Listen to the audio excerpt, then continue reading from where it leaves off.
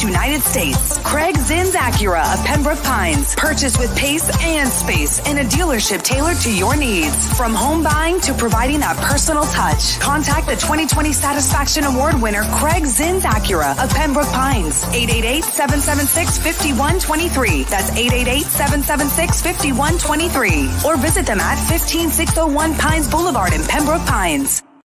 Welton Rayom has more than 62 years of litigation experience handling insurance disputes. They're committed to resolving even the toughest insurance claims quickly. Call them for a free consultation. 954-966-4646. At Welton Rayom, they don't get paid unless you win. Property damage claims to your home, business, or condo as a result of a hurricane. Welton Rayom can help. Water, mold, fire, smoke damage, Welton Rayom can help. Call 954-966-4646. If you're a Miami sports fan, then there's only one store to go to, and that's Caneswear at Miami Fanwear in Davie. They're your one-stop shop for all your inner Miami CF, Canes, Dolphins, Panthers, and Marlins merchandise. They have hats, t-shirts, game day jerseys, and so much more. Located at 2511 South University Drive in Davie, and open 24/7 online at caneswear.com or innermiamiwear.com. Call them at 954-835-5597. Caneswear, the spot where Inner Miami and all Miami sports fans shop. Why is it that you get locked out in the worst moments of your life? Where are my car keys? Man, I can't find my house keys. In those frustrating moments, you need a locksmith you can count on. A. Lenny Locksmiths in South Florida, from Miami to Port St. Lucie. In Central Florida, A. Lenny locks it down in Orlando and Tampa Bay. Lockouts or lock changes for home or business, car key replacements, and programming all model cars. 24-hour service. Call them at 855-869-5625. Go to the website at alennylocksmith.com. Oh, I think I know what this is. Houston, we have a package. Hello? No matter where you are, the Sloman Shield home security system guards your home. With next-gen perimeter protection, 24/7 monitoring, and interior motion sensing. And right now, get a free Sloman Shield security system and doorbell camera, all professionally installed, for free. Shield your world, the Sloman Shield. When you move, you need a reliable company led by passionate folks, eager to assist its customers during a transitional process that needs to be smooth. Call Essential Moving Experts at 844-368-5750 for all your local and long-distance moving needs. You can rely on Essential Moving Experts. Mention the Big O Show and get $150 off. Family owned and operated, they offer free 30-day storage, full-service moving, fully licensed, bonded, and insured. Moving was never so easy. EssentialMovingExperts.com. For over 16 years, EJDConstruction.com has provided South Florida residents quality craftsmanship, accurate project management, and exceptional service. That's why EJDConstruction.com is an A-rated member of Angie's List and the Better Business Bureau. When you're looking for the right custom home builder for additions or home remodeling, please call my friend Eric at 305-433-4843. That's 305-433-4843 for EJDConstruction.com. Welcome to Red Light Therapy, a revolutionary technology perfected by NASA to aid in muscle strengthening and recovery. Red and infrared light has the capacity to penetrate deep into the cell's mitochondria, potentially leading to increased energy, faster recovery, and the optimal performance your body demands. Train, fight, recover.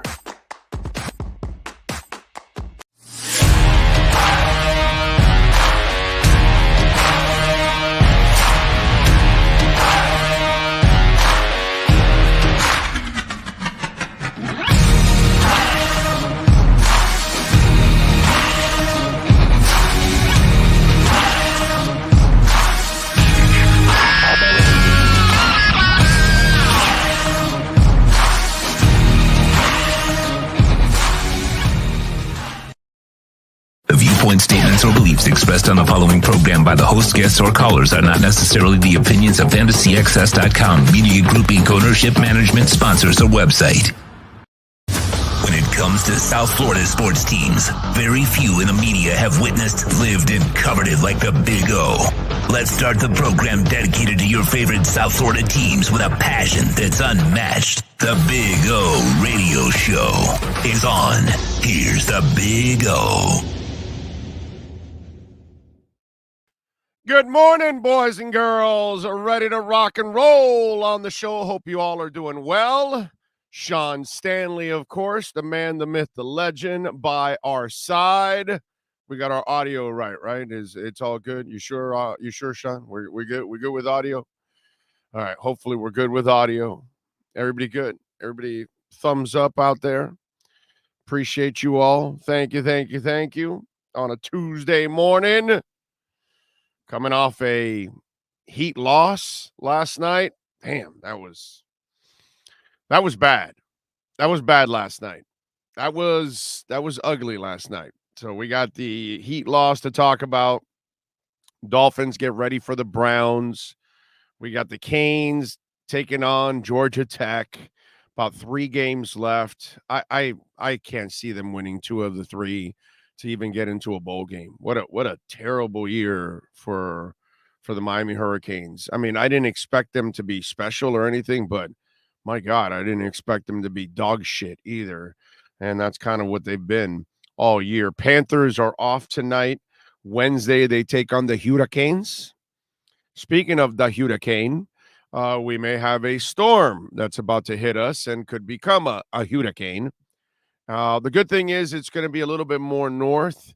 So our friends up in the Palm Beaches will probably get a little bit more. And then obviously Port St. Lucie, and then a little farther because it's going to be more of the middle of the state.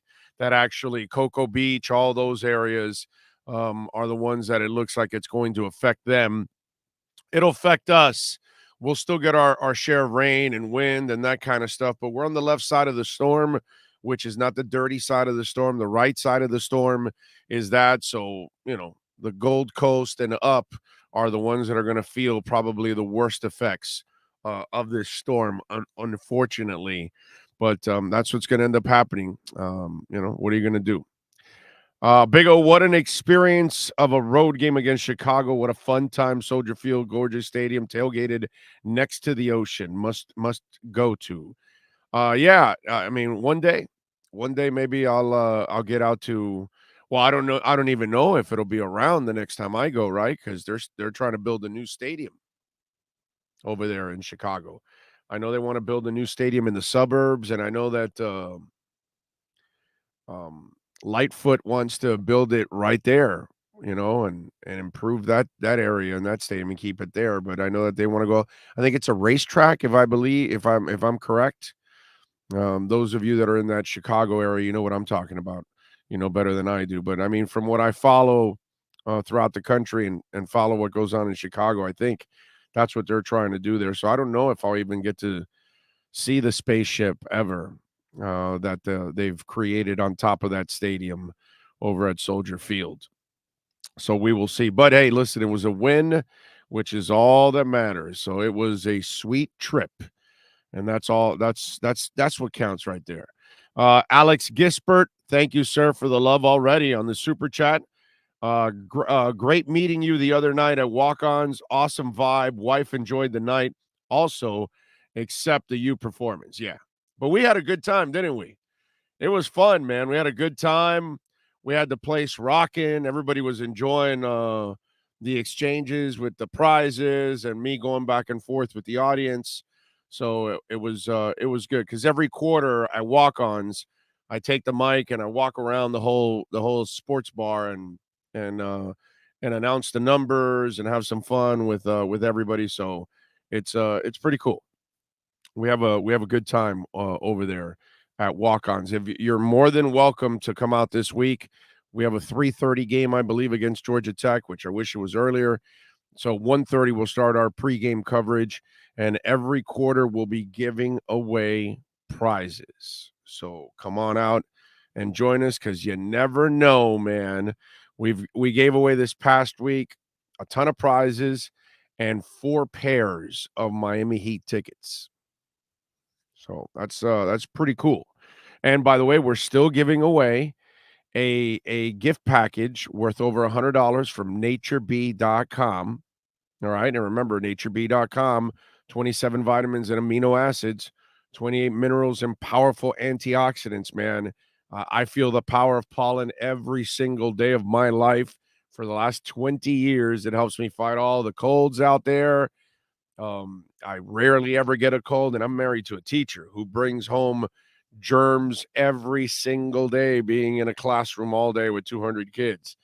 So I get to fight off most of those colds thanks to Nature Bee, and then obviously it boosts your not only your immune system but gives you great energy too throughout the day. It's potentiated, which means they already got into the cells and opened them up for you. So that way, once it gets into your body, it's absorbed as soon as possible. You know what I love about Nature Bee? It comes in a capsule. Try breaking open any capsule and try the powder that's inside. It'll taste like crap. Do Nature Bee. It'll taste great. Pure plant pollen, all natural from clean, green New Zealand. The kids can take it. My daughter's in her 20s. She's been taking it since she was a kid. Adults, everybody can take it, and it is beautiful, man. Can't even OD on it, man. You can take 20 of them a day. You don't really need it. You only need 2. But you know what I'm saying? It's a beautiful thing, not a drug, not made in a lab or anything. It comes right from Mother Nature. Plant pollen and the benefits of plant pollen, stronger nails, fuller hair, all of those things will happen when you're taking a little Nature Bee. Hell, maybe that's why taking it for 20 years, maybe that's what's helped me keep my hair at 56. I don't know. I mean, at 56, I probably should be bald by now, right? I shouldn't have any hair, pretty much. So thank you to Nature Bee. And remember, you order 2 months, you'll get the 3rd month for free. And you use our code Big O and you'll get free shipping. So 3rd month for free and free shipping. Big O, anywhere you are in the world, except for Puerto Rico, apparently. Puerto Rico's got some issues. But thank you, as always, for supporting us. And this pack they're giving away worth over $100. You see there the plant pollen, you see the soap, the lip balm, all that kind of stuff. And it's worth over $100. We're going to give away 2 of them. You got to follow them on Instagram at NatureBeeNZ. Tag a friend so you and your friend will both be entered at the beginning of December. We're going to give away 2 of those prize packs. So 2 people will win that prize pack worth over $100. So follow them at NatureBeeNZ. Tag a friend. Use our hashtag Big O Radio Show. Big O Radio Show hashtag, and you're entered automatically. They'll pick the 2 winners and they'll contact you. There you go. Tua must take Nature Bee. He should. You should all take Nature Bee. Just say something I've been taking for 20 freaking years. Big O, I see Rose started this week. Is it a week-by-week basis based on the matchups? So maybe McKinley starts next week. Also, I'm not trying to be negative, but I don't see B. Jones playing this year. There's nothing negative about that, bro. You're just talking about facts, dude. I mean, it doesn't look good with Byron Jones. That's what it looks like. Guy's not even practicing. Remember, he hasn't even gone on the field yet. I'm told he's not even there every day.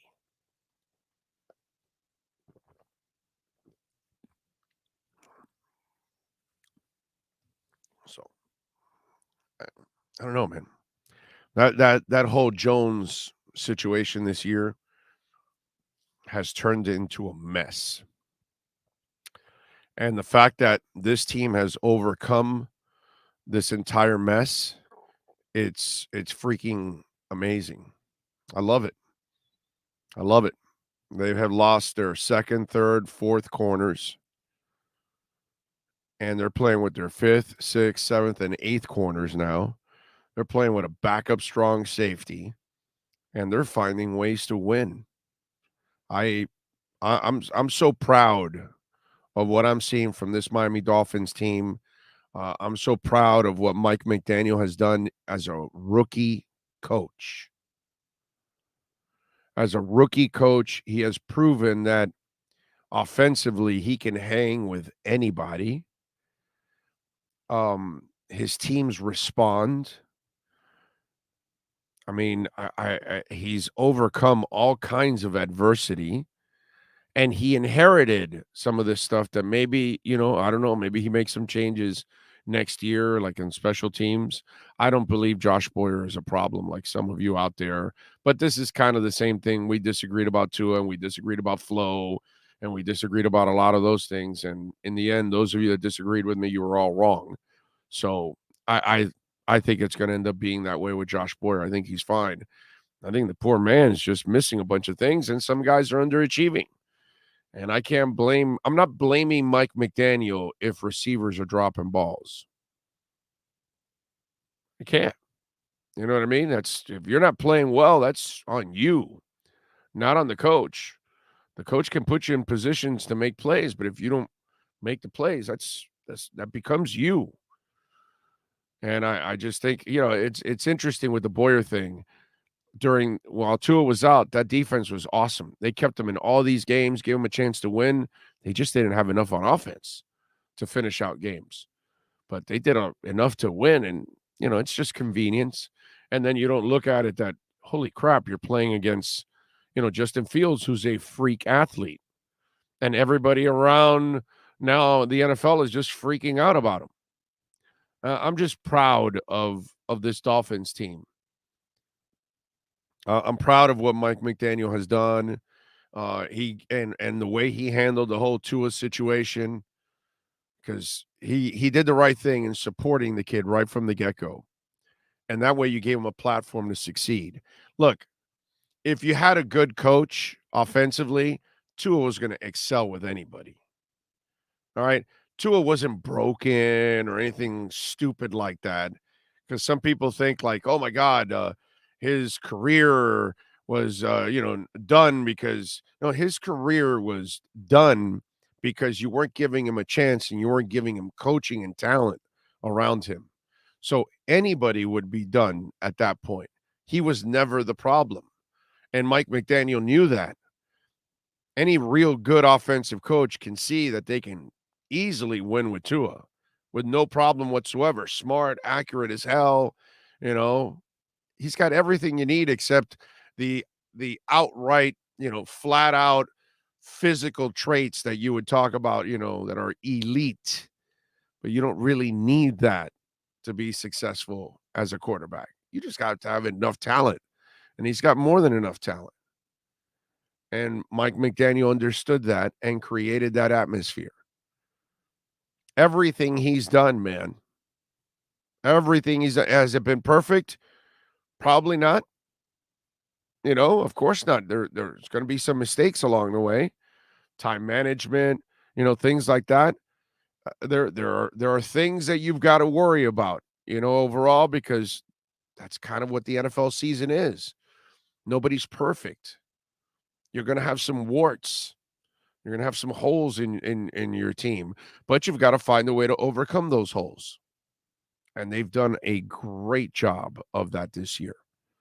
Incredibly impressed with all of that. Big O Jason Sanders is in my doghouse officially. Have him on my fantasy teams. Also the Chiefs next year. That's our road game. Okay. And Jason Sanders is on double secret probation. And if I'm them, I'm looking for a kicker during the bye week, just to bring people in or work out and see what the hell is up. I think you have to do that. Chad says he's listening while driving from a small town, Cooksville, Tennessee. Can't wait to be home. Fins up, baby. All Tua does is win. Yes, sir. Yes, sir, Chad. Looking forward to getting you back. Byron Jones is Will Fuller. No, it's a little different. It's not the same, but that's the lazy take that people will make right away, and it is what it is. Big O, what a blessing going to Wrigley Field. Yeah, Wrigley Field is actually a pretty cool place. Ian from Brooklyn says any player needs to be bigged up and supported. McDee's is official. Dolphins are on the way up. Big facts. Yes, they are.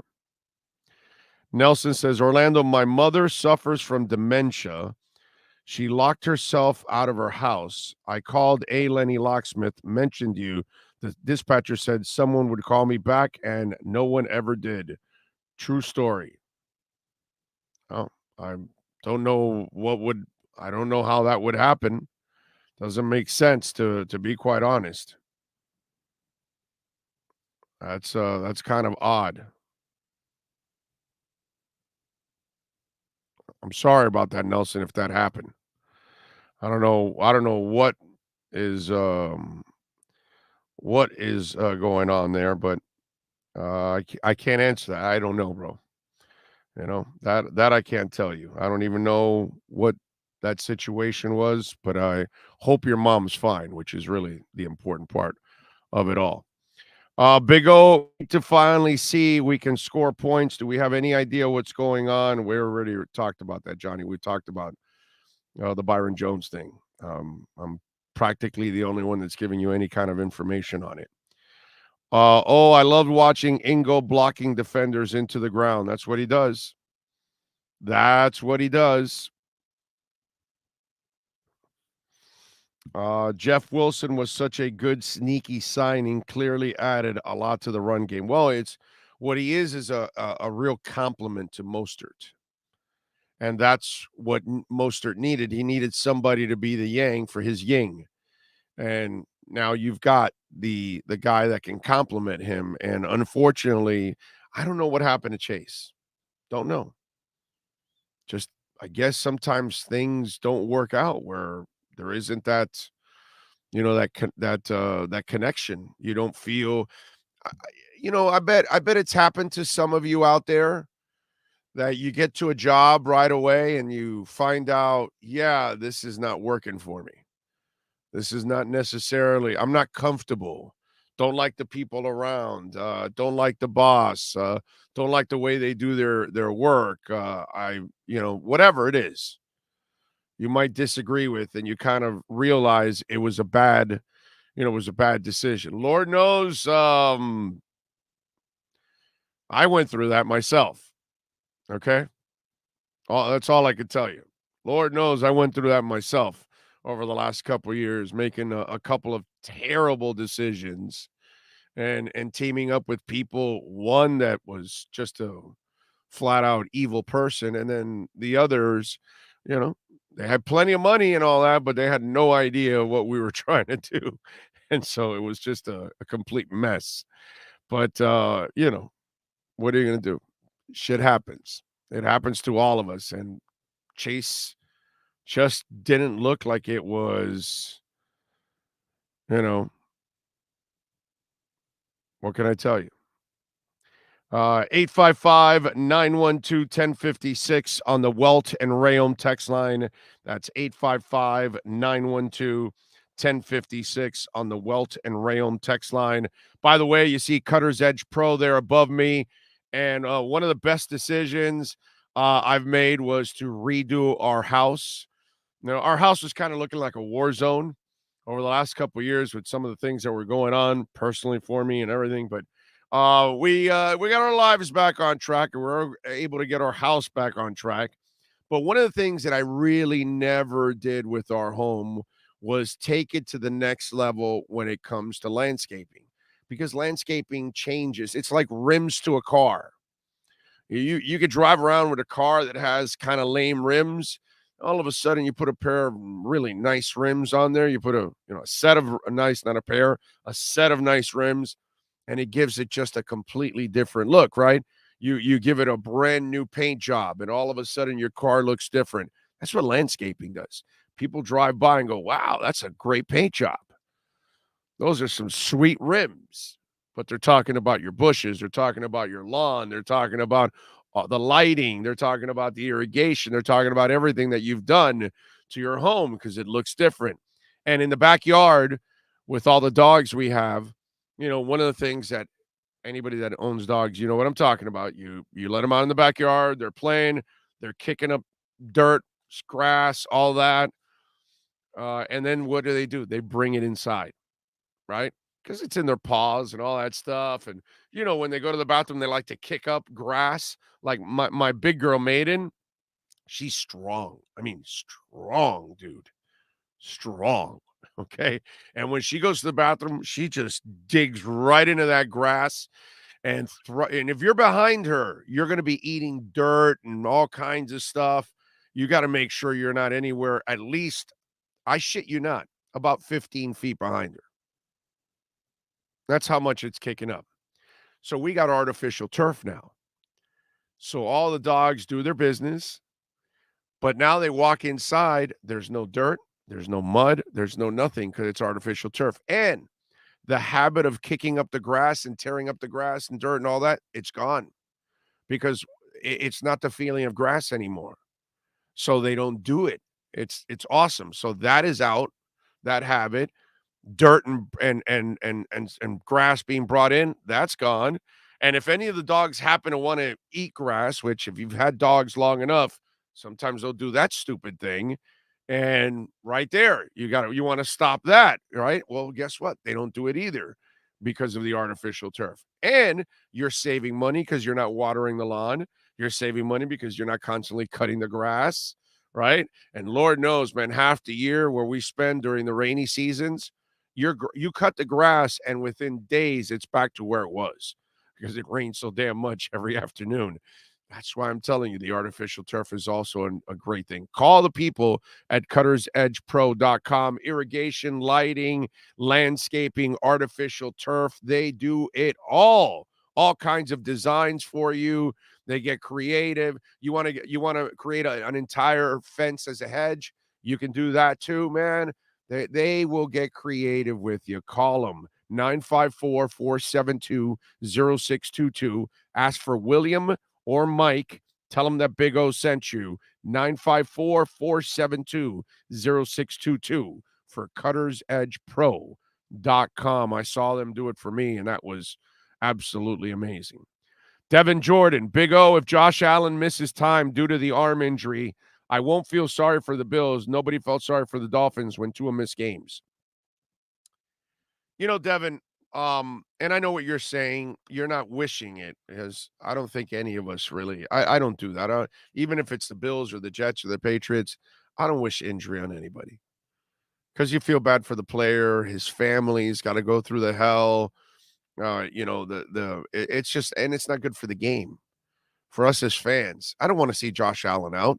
I want to see the Dolphins beat Josh Allen.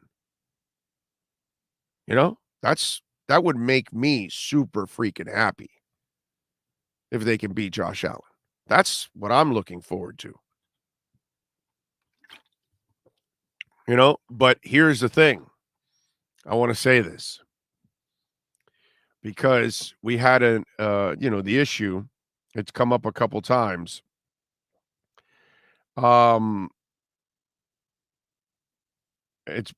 This is what the Tua thing.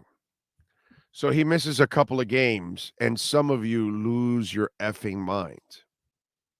And some of you are like, well, we got to go get another quarterback. And we talked about this tour of the field. Like, the dumbest thing that somebody could say is, well, you missed a couple of games every year. Well, we got to change quarterbacks. We got to go find another one. Next time you can tell that moron, like, hey, yeah, so the Dolphins constantly find quarterbacks. Really? How's that worked out the last 20 years? And then they'll go, blah, blah, blah, blah, blah, blah, blah, blah, blah, blah, because it's a stupid statement. Because the dumbest thing to think is that you can just go find another quarterback. Like it's the easiest thing in the world. And if Tua, remember back when some of you idiots were saying that, and you're a freaking moron, by the way. Just make sure you admit that.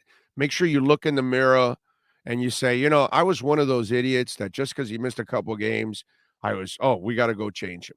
I just hope you're man or woman enough to look in the mirror and say, man, I'm really stupid.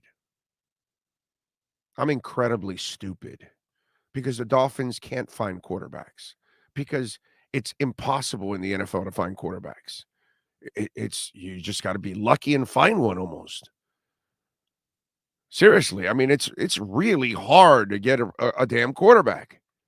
And you have one now, a really good one, and you get pissed because you missed a couple games.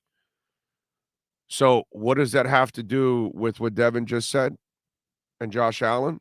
Just perspective. That's what I like to do on this show. Give you perspective. Do you realize that if Josh Allen, which I hope not, but if he has an ulnar collateral ligament injury, the one that they have in baseball, okay, that it's the Tommy John surgery, that's the ulnar collateral ligament, UCL.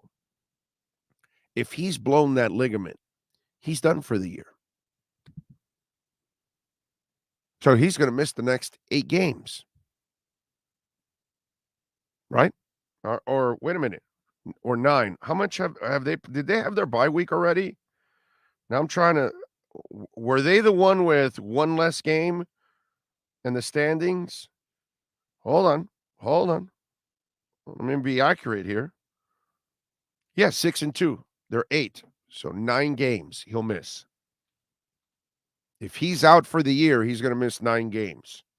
Do you know that that's more games than Tua's missed his entire career so far?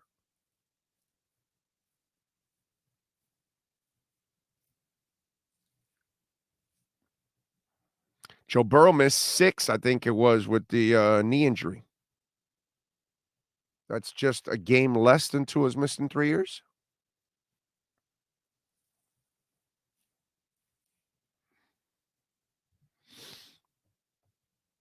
Injuries happen, man. It's the NFL. I get it. Our guys had some serious injuries. But as I've pointed out to you over and over again, where do those serious injuries come from? They might be actually avoidable. Right? You can't avoid the Milano hit. That's a dirty hit. That was a late hit. You can't avoid that one. He got rid of the ball. That had nothing to do with it. That was a dirty hit. But all of the other ones he can avoid. And he's starting to do that the last couple of weeks, which I've been really, really proud of the young man that he's actually doing that. But just perspective. So when you have that friend, you see, he misses 2 games. That's it. Mention other guys. Look around the league. Injuries happen, dude. To all kinds of players. What are you going to do? Now, if he's constantly missing half seasons and stuff like that, then yeah, okay, that becomes a problem. But if he's missing a couple of games, it's not the end of the world. Not if you play the way he plays. At all. Yesterday, I'm watching Monday Night Football, right? And you've got Troy Aikman and Mike Buck doing their thing. And it's funny because they're talking about Andy Dalton like he's the second coming.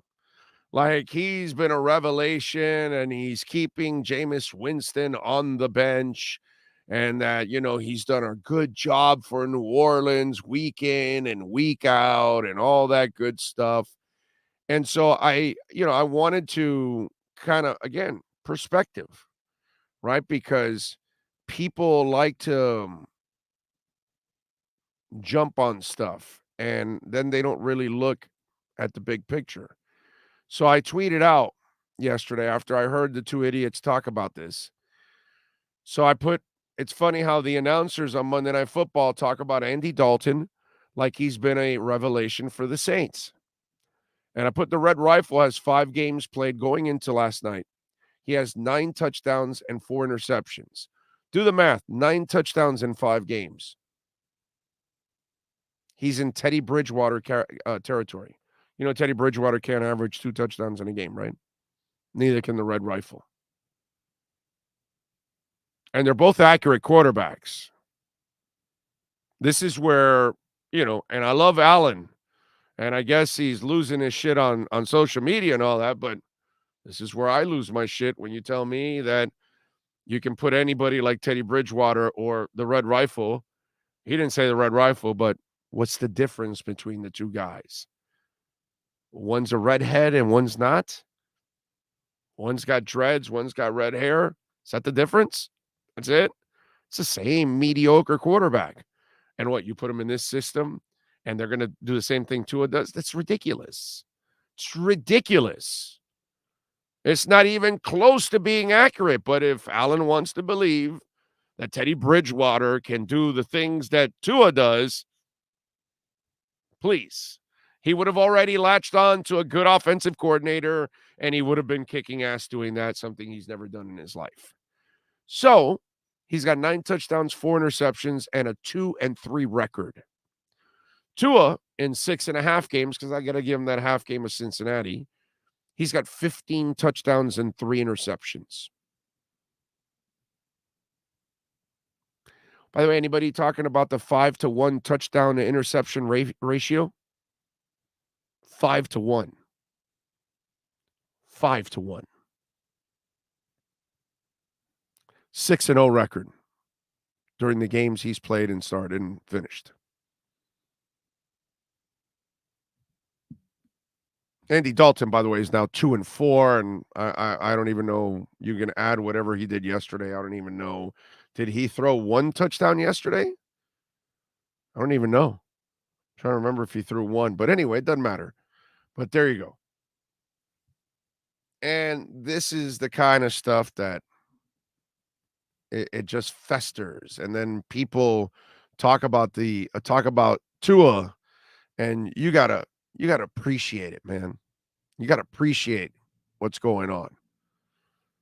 And don't overreact about things. He's the only quarterback that played outstanding on Sunday. And if it was the guys that are normally the outstanding quarterbacks, they never talk about those 2 passes at the end.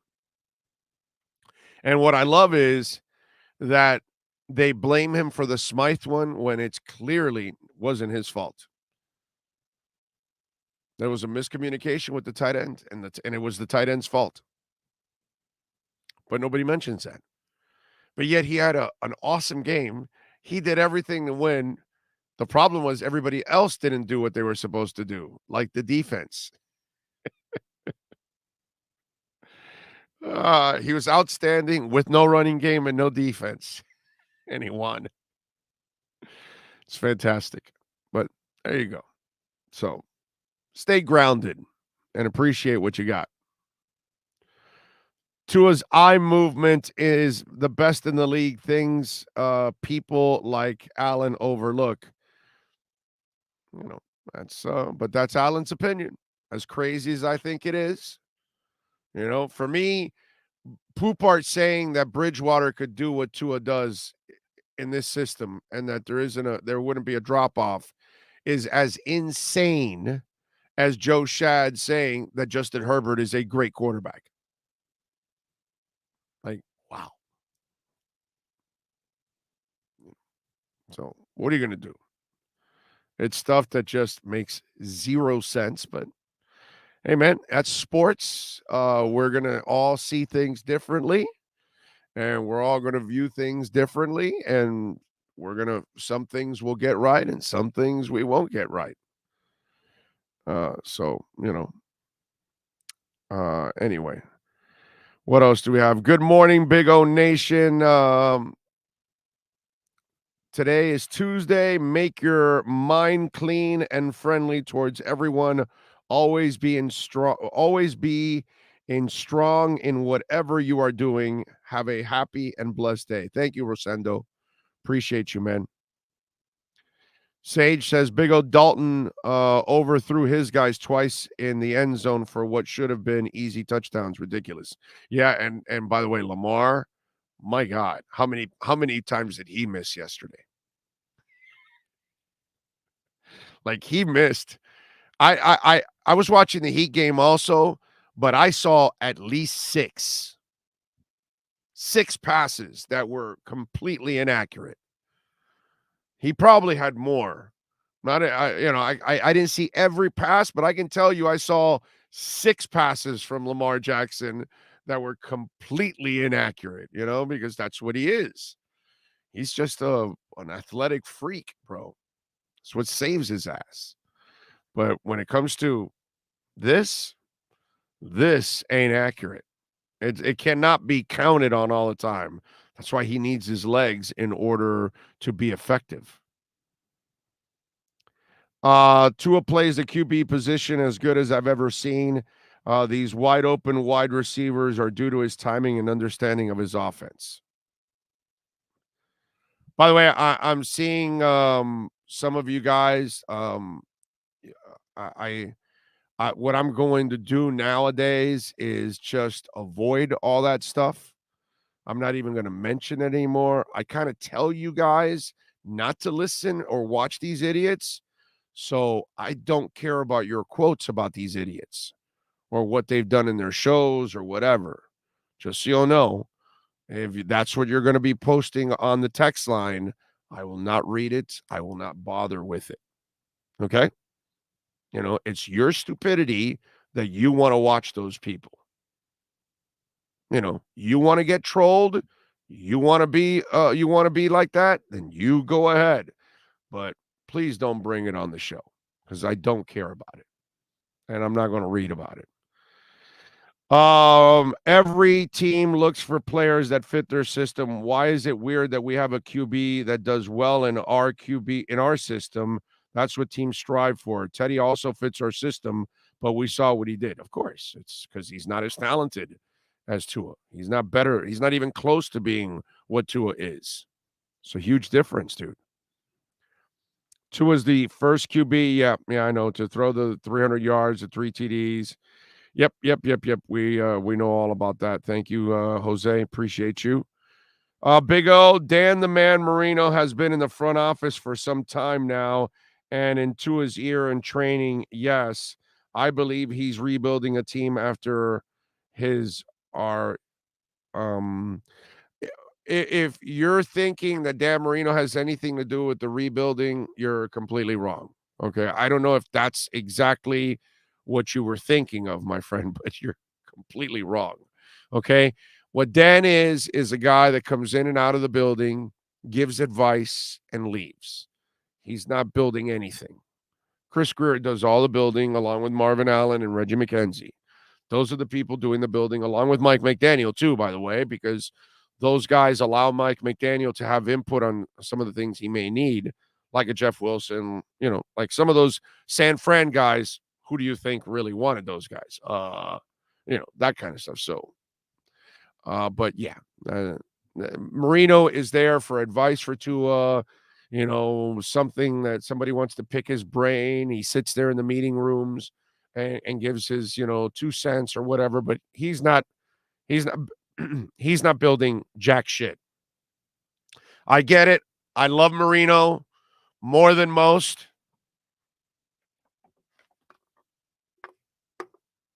It's my guy forever, bro. Okay? Be my guy forever. I love Marino, but he already told everybody when he took the GM job for 5 minutes, it's not his thing. It's not what he's going to do. It's not what he wants to do. He paid his dues already. He loves the franchise. He'll help out, but it's more of a consultant. Could we call him a consigliere, right? Is that the right term? I'm not exactly sure.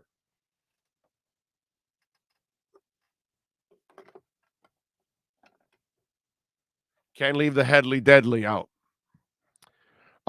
Joseph Blasetti, thank you for the love on the super chat.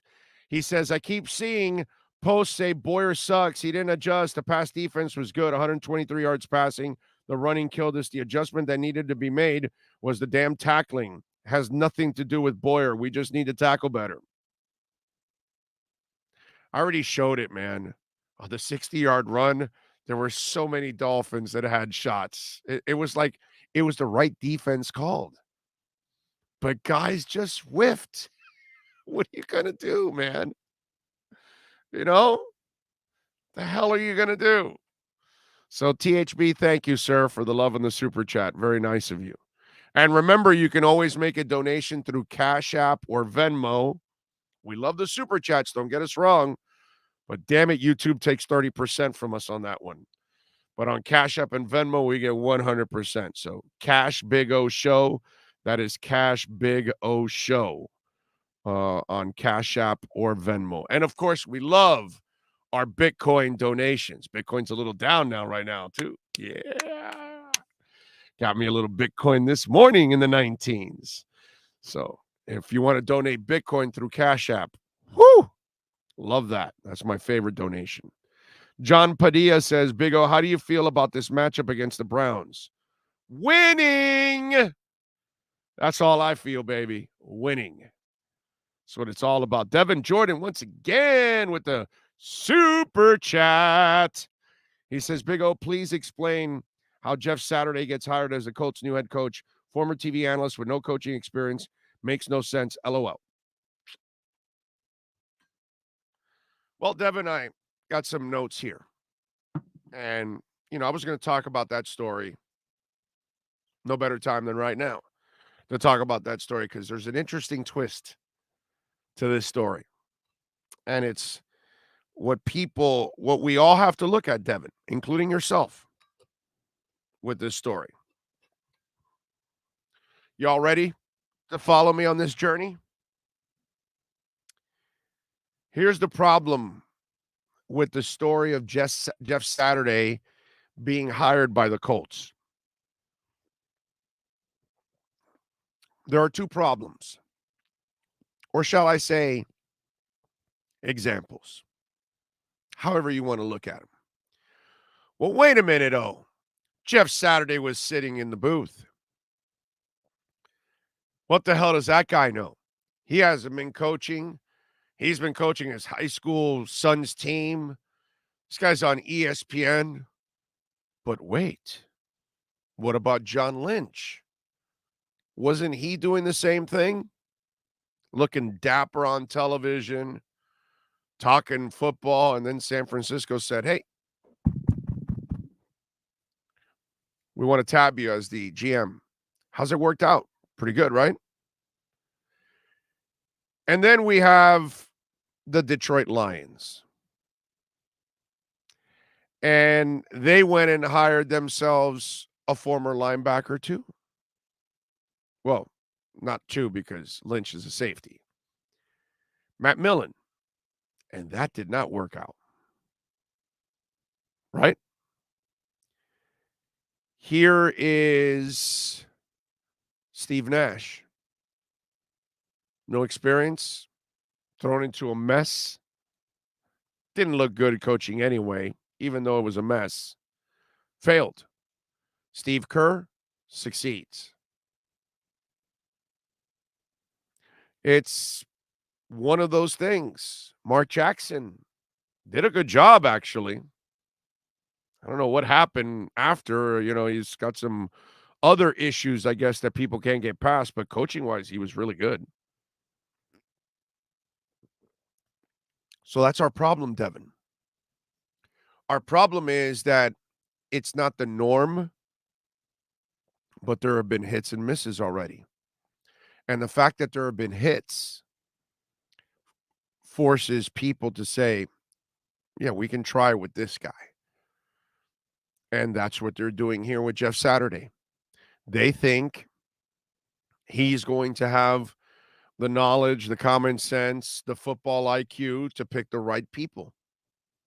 Whether that's the case or not, I don't know. And I'd love to be with, on the fence or off the fence and say, oh, this is ridiculous. But that's what I said with Matt Millen. And then I said with John Lynch that it was ridiculous. And I was wrong in one and right in the other. So I don't know what's going to happen. Mark Jackson did a great job as a coach. So did Steve Kerr. Steve Nash didn't. I don't know what to tell you. These are things that I cannot answer. You can't answer. And if you really look at it, while on the surface, it's really easy to say, this is ridiculous. This is a crazy attempt. But if you look at the recent history, damn, dude, some of the darts have hit the bullseye. You haven't missed on all of them. You haven't swung and missed on every one of these. So that's what I thought of when I saw the Jeff Saturday thing. I said, well, wait a minute. And again, we've talked about this over the years. With years comes experience. With experience comes perspective. And you've seen things, right? And the good thing is this is something more recent. And it's something we've all experienced because it's a new thing now. See, Tua wasn't a new thing. Tua's a rare thing because it's Tua. It's Drew Brees. It's Montana. It's Tarkenton. It's Greasy. They're in the last 50 years, there aren't a lot of those guys that are really smart and accurate passers that aren't possessed with Elway, Unitas, Marino, whatever, Ben Roethlisberger, um, Pat Mahomes, Aaron Rodgers, whatever type of talent over the years. Just some of those guys just aren't possessed that way. So it's hard for people to latch on to that. It was even hard when I would explain to people, hey, Tua is Montana and Breeze and Tarkenton and Greasy. And then they would laugh at me. But again, that's more laughable because those are harder to find. And they don't come as often. But this thing with Jeff Saturday, shit, man, we're experiencing it. Guys that have been in the booth and they're coming out and it's actually worked out for some. What are you going to do? We got to just sit back and see if this thing works. See if Jeff Saturday, by doing all these games and going around the league and all that kind of stuff, has he made some connections? Does he have a better perspective of what's going on in the league and what he should do? One thing that was said yesterday in the press conference that was kind of interesting is that he doesn't have the history of being a coach and being jaded and succeeding and failing and moving around. He kind of comes in with a fresh perspective. So maybe that's why Lynch succeeded. I don't know. I'm not sure. But I will tell you this. I'm not going to sit here and say, oh, this is going to fail for sure. Because it's actually worked out. So what the hell? It wasn't working what they were doing now. You might as well make some kind of a change. And by the way, you can tell that this was the owner's decision, not Ballard, the GM. Ballard is just saying, yes, Mr. Irsay, that's a great idea. Yes, Mr. Irsay, I want to keep my job. That's a fantastic idea, sir. Okay? That's my thoughts on that situation. I wonder if turns out, I wonder if he turns out to be a good coach, will they play Saturday nights? Saturday nights, all right, by Elton John during the game. I like it. And Saturday in the park, right? And Saturday, night, right? That's it. And my favorite Def Leppard song, Saturday Night, High and Dry. Yeah. I can come up with a bunch of the Saturdays. Saturday, Sunday, Monday, Tuesday, Wednesday. Love Saturday, Sunday, Monday, Tuesday, Wednesday. Who sings that?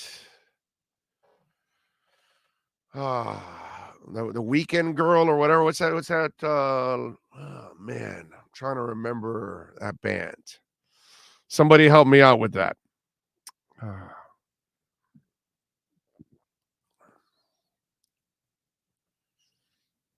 It's not Ashford and Simpson. I'm trying to remember. Somebody will will, Shazam it or Google it for me. And oh, God, Renee and Angela? Is it Renee and Angela? Really? Okay.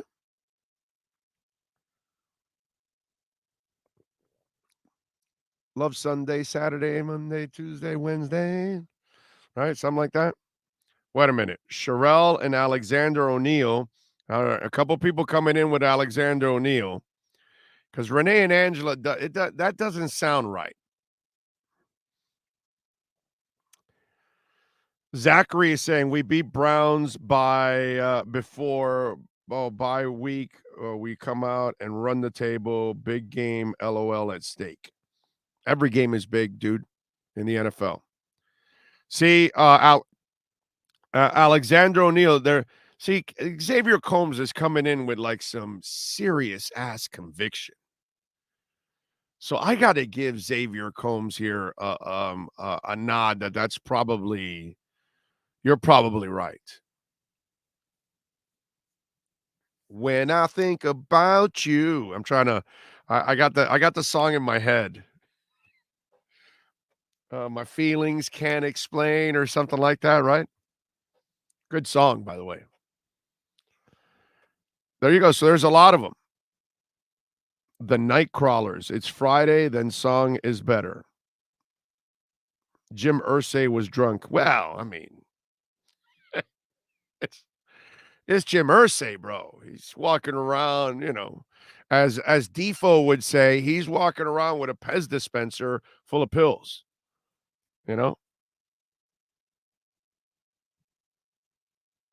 Oh, the artist is Sherelle featuring Alexander O'Neill. You guys are all over it, bro.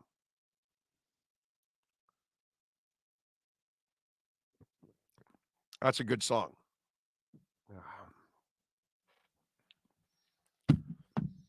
I thought a Saturday in the park. I think it was the 4th of July. I love it. What a band, Chicago. There's these Russian dudes that they do an enormous imitation of Chicago. I forgot the name of the guys, but you can go look it up on YouTube, and they sound so freaking awesome. Look for it on YouTube. I forgot the names of the dudes. I don't know if I can just Google Russian band that imitates.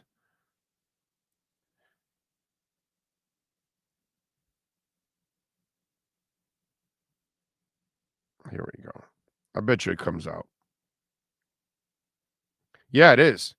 It's called Lenoid and Friends. Lenoid, Lenoid and Friends.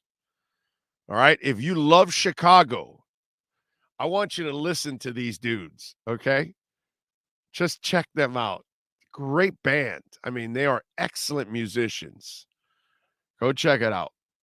Somebody turned me on to them a while back, and I absolutely freaked out when I saw that. I was like, wow, dude, that is impressive. There you go. Dougie Fresh knows about him. Lenoid. You're the one that turned me on to him. Okay, there you go. That's what I was about to tell you. Okay. Yeah, there you go. The chat said he turned you on to him. Yeah, I forget, bro. There's too much shit going on. I forgot. Hell, I can't remember all the gifts. You know what I need to do from now on? All the gifts that you people give me, I need to put your name under the gift somewhere to make sure I remember everybody. I'm so bad with that. I know Ray Grullon has given me 8 different gifts. You know what I'm saying? DJ Gallagher, by the way, Dougie Fresh. I can remember some of them. I can't remember all of them. It's terrible. Terrible. The piano guys do an awesome job of remaking songs of weddings. You talk about the guy that was in he just passed away, unfortunately. The guy that's in Old School, that's in that prom. that he drops the F-bombs in the middle of the songs. That guy unfortunately passed away, I think. Michelle Cuervo says we are going to win against the Cleveland Browns by 10 and be above the New York Jets and the Buffalo Bills. I agree. Especially if Allen doesn't play this week and they play the Vikings, Vikings will have a good chance to win. And if they can win, then there you go. William goes, holy crap, the dude sounds like Peter Cetera. I know. And the band sounds effing tight, dude. Super tight. They're good to watch. They're a fun band to watch on YouTube, Lenoid and Friends. If they would come here for a concert, I would gladly go see them. Not a problem. I'd happily pay to go watch those guys jam Chicago for a couple of hours or an hour and a half or whatever. Like Chicago, like 70s Chicago with the big horn sound can leave the 80s Peter Cetera, nice guy Chicago. Yeah. Chicago members all went to DePaul and met in music classes. Then it was a wrap. So talented. One of the best bands I've ever seen in my life is Chicago. Big O, did your buddy link up with the Good Tailgate in Chicago? We got a huge party in Santa Clara in 3 weeks. Yes, he did. He did hook up with some Dolphin fans, and it's our buddy because it's Eric from EJD Construction. He went up with his son, and he's a huge Dolphins fan, and obviously a big supporter of our platform. And he went up with his son, so I was trying to get information for him because I didn't know where the Dolphin fans were going to hang out in Chicago. Let's see. Arnaldo says, Big O, you have to listen to Lenoid and Friends cover Ain't Nobody. Are you talking about like Rufus? Ain't Nobody? Ain't nobody loves me better. Is that what you're talking about? Talk about Rufus? Shaka Khan? Shaka Khan? Shaka Khan? Big O, have you ever heard of a band called Five Guys named Mo? Nope. I know of Mo, Larry, and Curly and Shemp, but I don't know of a band called Mo. No, I've never heard of them. I guess I'll have to, let me write it down. A band called Mo. By the way, what kind of music is it? I hate any QB. I hate that any QB can succeed in this argument because with Tua, the Finns averaged 26.3 points for the whole season and have averaged 29 points the past 2 games when the Dolphins averaged 16 without Tua. I know, man. I know, Irving. It's just it's something that I can't. There's no way I could agree with that one, and there's no proof, by the way. That's the worst part about Poupart's argument. There's zero proof. Okay? Zero. You're not scoring the amount of points that you score with Tua than with any of the other 2 quarterbacks. Not even close. But that's fine.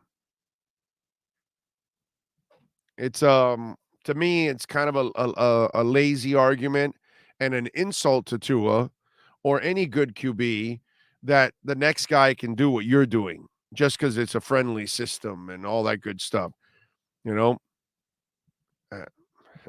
So I guess then, you lose Pat Mahomes. The next guy that steps in with Andy Reid is going to be the same. I doubt that.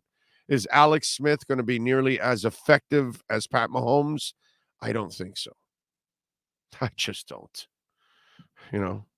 Sometimes you got to give the person that's playing the game a lot of credit for what they're doing.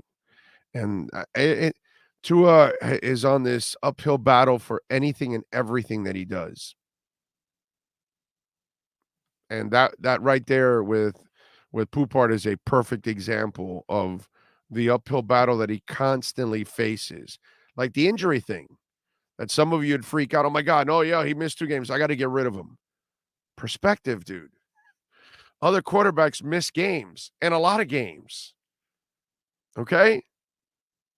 So chill out. It's not the end of the world. When you got a guy that can ball, you got to show patience, man. You have to show patience.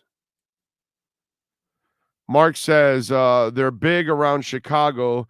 They play everything from the band Chicago to Molly Hatchet. Dude, I got to hear them do Molly Hatchet. I haven't seen them do a little Molly Hatchet. We were traveling down the road and we were flirting with disaster. All right, let me see what we got here. Because I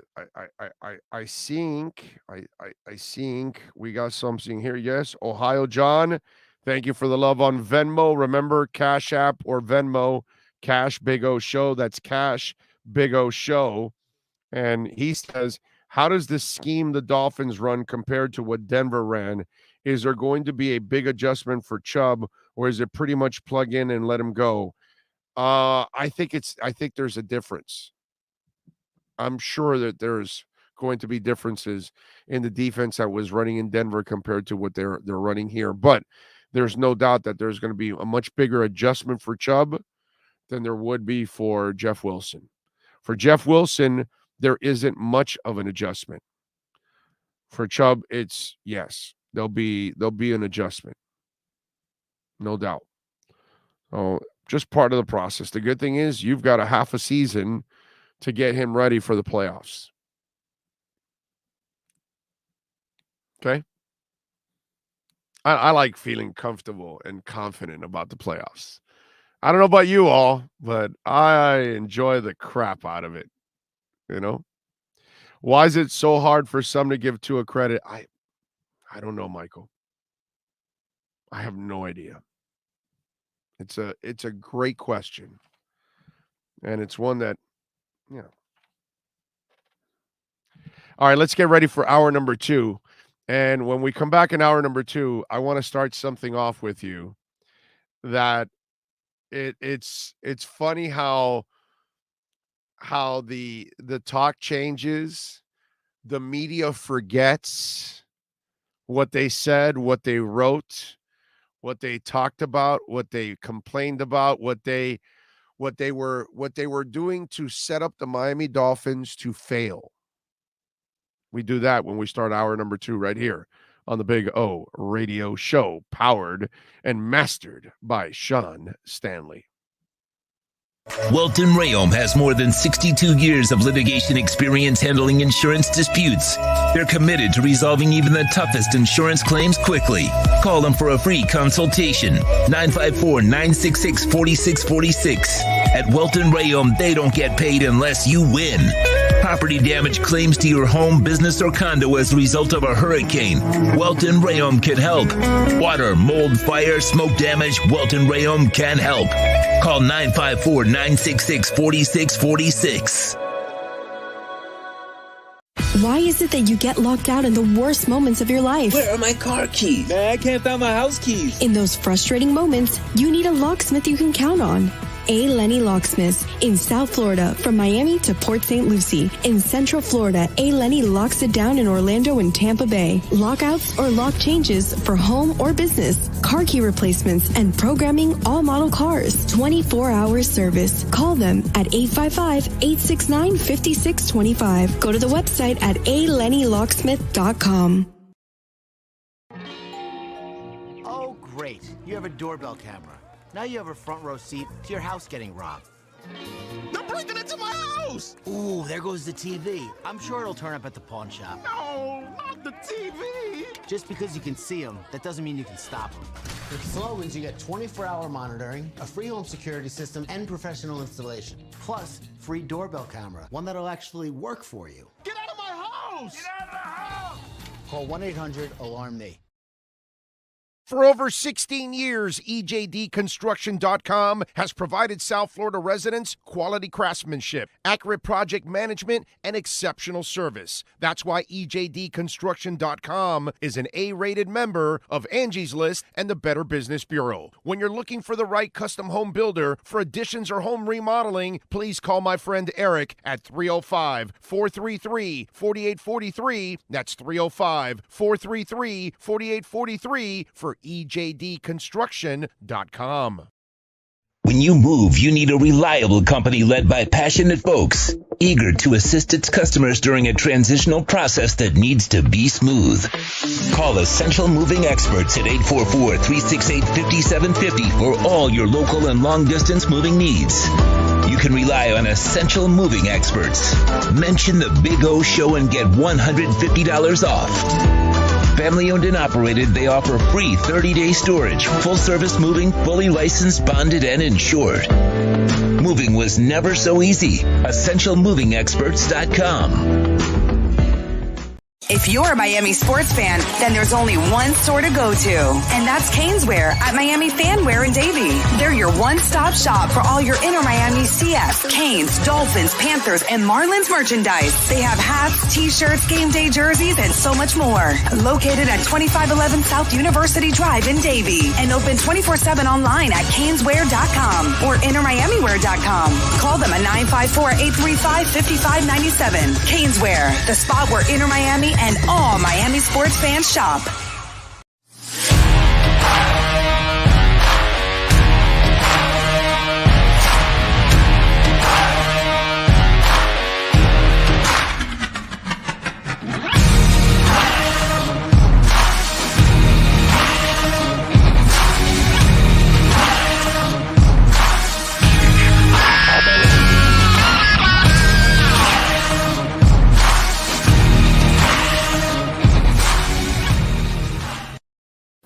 Statements or beliefs expressed on the following program by the host, guests, or callers are not necessarily the opinions of FantasyXS.com, Media Group Inc. ownership, management, sponsors, or website.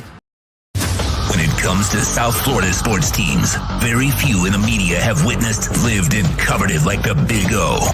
Let's start the program dedicated to your favorite South Florida teams with a passion that's unmatched. The Big O Radio Show is on. Here's the Big O. All right. By the way, FTX has temporarily halted all withdrawals on chain data reveals there. So I didn't I tell you guys, I hope you didn't keep your money on FTX. Told you, get whatever you buy, move it to a cold storage wallet, whatever it is. As big as Binance is, which is the monster of all monsters, and CZ does an excellent job, you can't keep it on there either. Nowhere.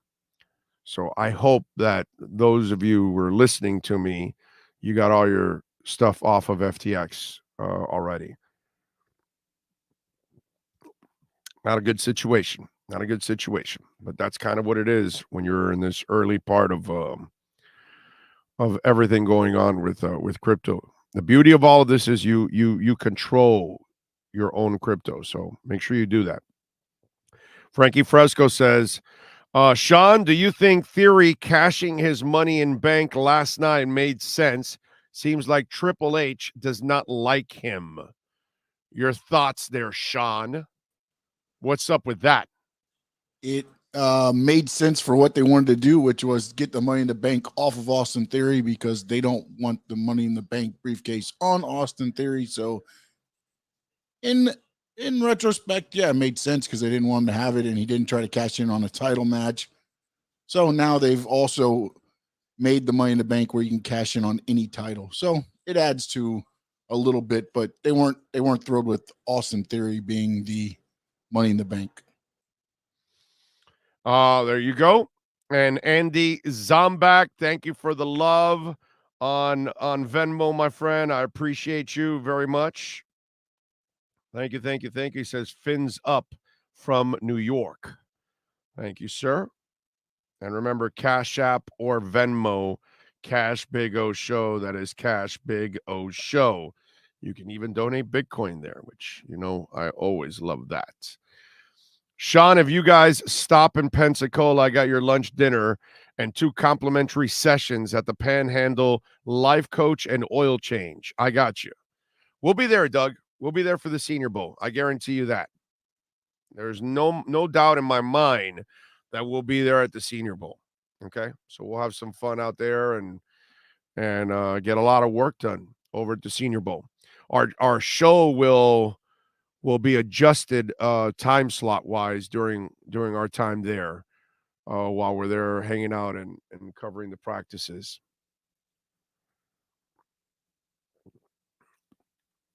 So there you go. Fins fan 62 just tweeted back. Big O needs to show this video to Alan Poupart. And I go, what? Why didn't he just tweet it to Alan? He just put his name instead of putting Poupart NFL, and then Poupart would have gotten it. So did I. But I'll check it out. It's Emmanuel Acho talking about Tua. He's gone all in on Tua now.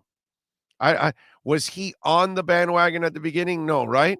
Acho got on the bandwagon after he realized it, right? I'm not exactly sure. I'd have to go check that list from that guy.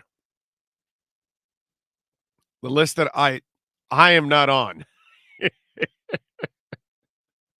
I want to say that list by that guy in Wales, I believe he's in Wales. He got almost everybody in the business, dude. Pretty much. The funny part was that Joe Shad, I think Joe Shad suffers a little bit like Omar does of memory loss. Because, Omar doesn't remember half the shit he says. Maybe 75% of the shit he says, he doesn't remember. Whatever, he could tell you, hey, bro, I'll be here Thursday at 5, and he'll forget completely about that. That's Omar. So Omar is not very good. And I'm starting to think that Joe Shad doesn't really remember all the things that he has said. So it was funny when he thought he wasn't on that list. Like, well, they didn't catch me. No, they caught you, Joe. They caught you. If they listened to this show, they caught you a couple times already.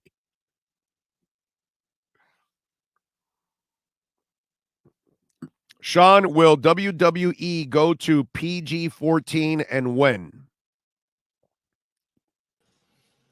And thank you for the super chat there, Juice F5. Go ahead, Sean. They want to go PG-14, but right now there's some things up in the air. That's why sometimes if you're watching them live, the crowd gets edited out because on TV, they can't say some of the things that they are because they are not PG-14. So they have to actually zone out the crowd when they're chanting certain things. So they're trying to get the PG-14. They just don't know when they're going to be able to do it or if it's going to be the right move for the company. Okay. All right. There you go. There you go. Somebody sent me this morning. I posted it on my Twitter feed and my Instagram feed. And you hungry? Huh, Sean? You hungry? You can go to Waddle House. I am now. Huh? Enjoy the food, the fun, and the touchdowns at Waddle House. How about that? Enjoy a little Waddle House. You can go to our Twitter feed. If you don't follow us on Big O Show, you should, because we've always got a lot of content there, and we always it's like a 24-hour talk show. It's constantly going back and forth. So if you get a chance, please follow us on Twitter at Big O Show, where we earned our blue check mark, and now we pay for it. It's funny. Michael Gura, remember Johnny Dangerously, Roman Maroney, Fargan bastards. That's the new name for Tua haters, the Fargan bastards. All right, we'll go with that. Thank you, Michael. Appreciate you on the super chat. We will convert them all one way or another. Big O, why is it that all your beat writers or so-called Dolphin insiders, other than the Wolfpack, constantly try to talk down Tua and the Dolphins? Marcel does not. He doesn't really talk down Tua. Allen, it takes forever to impress him. I don't know what Tua needs to do to really crown him okay, he's a franchise quarterback. No, it's the system that makes him that, No, systems complement players, but you still got to make the plays. Okay? But whatever. I don't know. Joe Shad has come around now. He's not on the bandwagon. Omar was Omar is the weirdest one of the group because Omar was all in on Tua, drooling when Tua was at the podium. The video and the pictures are all out there, right? And then the dude all of a sudden just completely got off the bandwagon. And I don't see the arm. I don't see this. I don't see that. And, and then after everything turned around, then it's like, well, no, it's what I thought from the beginning. And it's like, yeah, but bro, you're wishy-washy, Oh, Lordy. Big O, I know you've mentioned Byron Jones is doing business with us, but how does not playing at all this year help his future contract or contracts? Alex, it's a great question. You would figure that he's trying to get healthy enough to play a couple of games so he can get a couple of games in, show that he's healthy and ready for free agency. I'm still thinking, and I know this is hard to imagine. I'm still thinking that he's going to play. I really do. I really feel like he's going to play, but he's going to play the minimum amount of games that he possibly can play. And I don't know what the rule. I need to find out somebody, a stickler of the rules that knows exactly what's the latest they can activate him and all that kind of stuff. And I think that that's when he magically appears for a couple of games, gets him in because he's going to need it. If he doesn't have it, then he won't have it on film and it'll hurt him in free agency. So he's going to need to come back, but maybe he doesn't want to come back with too many, with too many games and risk. So the Powerball is a $2 billion jackpot, huh? Wow. It's amazing. I know we played. I don't know if we won. What was it, last night, right? Wasn't it last night, the Powerball? Right? I want to say. I believe there was a delay. Have they drawn the numbers yet? There was an issue with one of the there's a technological issue. Wow, I didn't know. I had no idea. So what, they're doing it tonight? Because it says right now, and I need BNO Live winning Powerball numbers. So the Powerball numbers have popped out. Let me see. I don't think I won.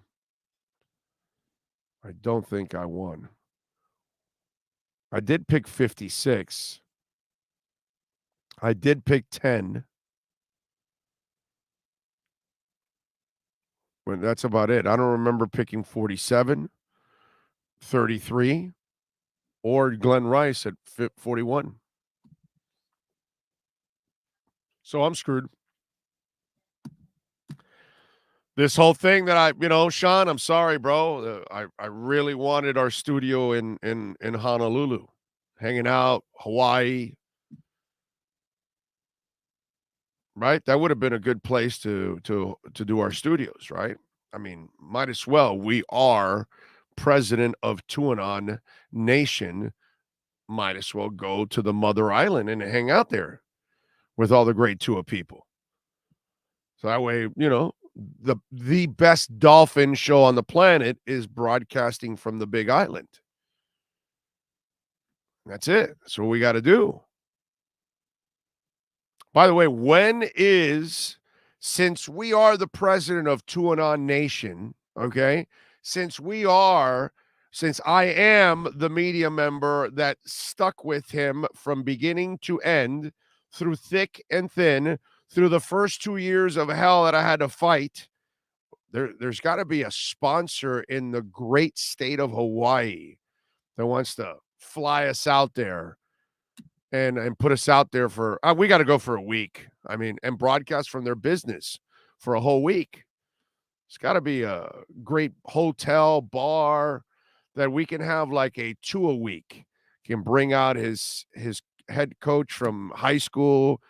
If the dad or one of the family members is over at the island and not here, they can come join us on the show.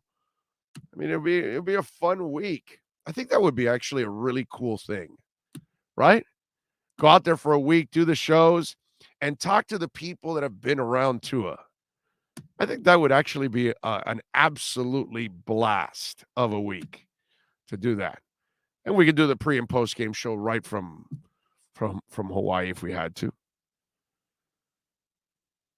Who knows? But that would be actually a cool thing if we could do that.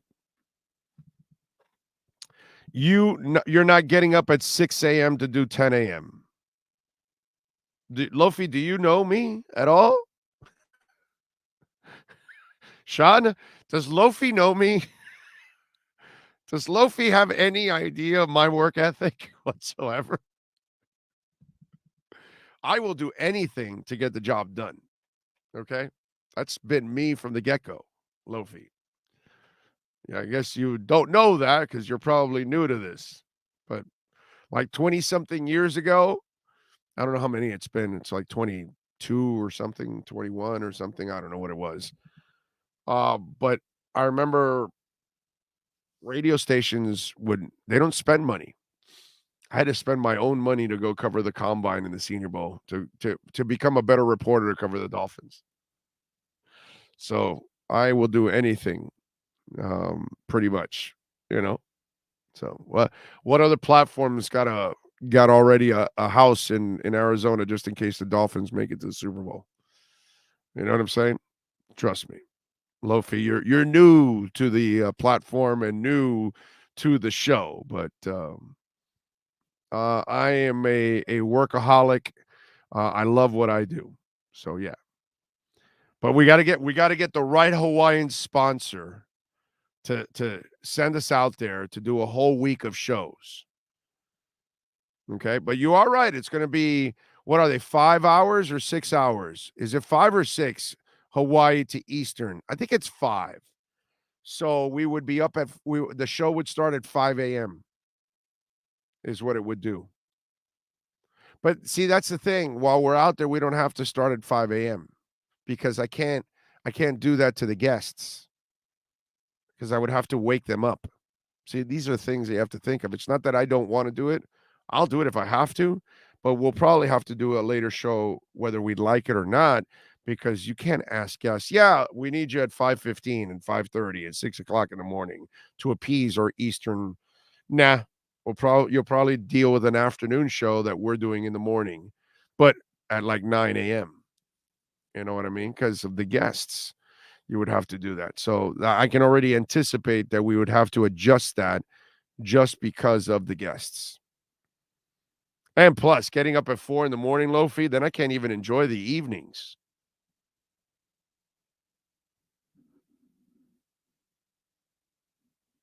Wow. Wow. Wow. And wow. And wow. And wow. And wow. And wow again. And did I tell you wow? Did I tell you wow? Holy crap. Monster news in the crypto industry right now. FTX has been sold.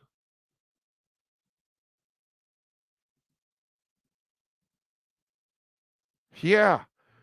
Bloomberg is reporting right now crypto exchange Binance has reached an agreement to buy rival FTX.coms with terms undisclosed.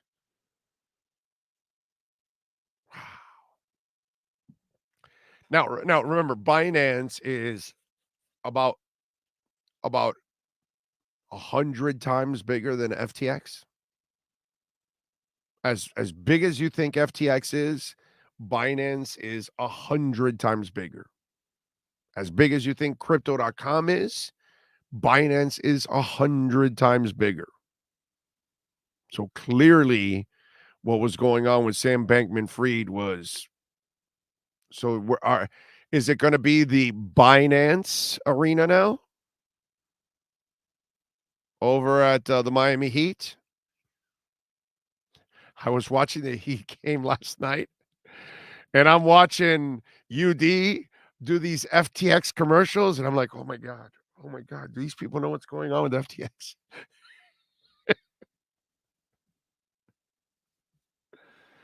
Rosendo says, bless you, Big O. You pay your stuff with the help of a teacher's salary.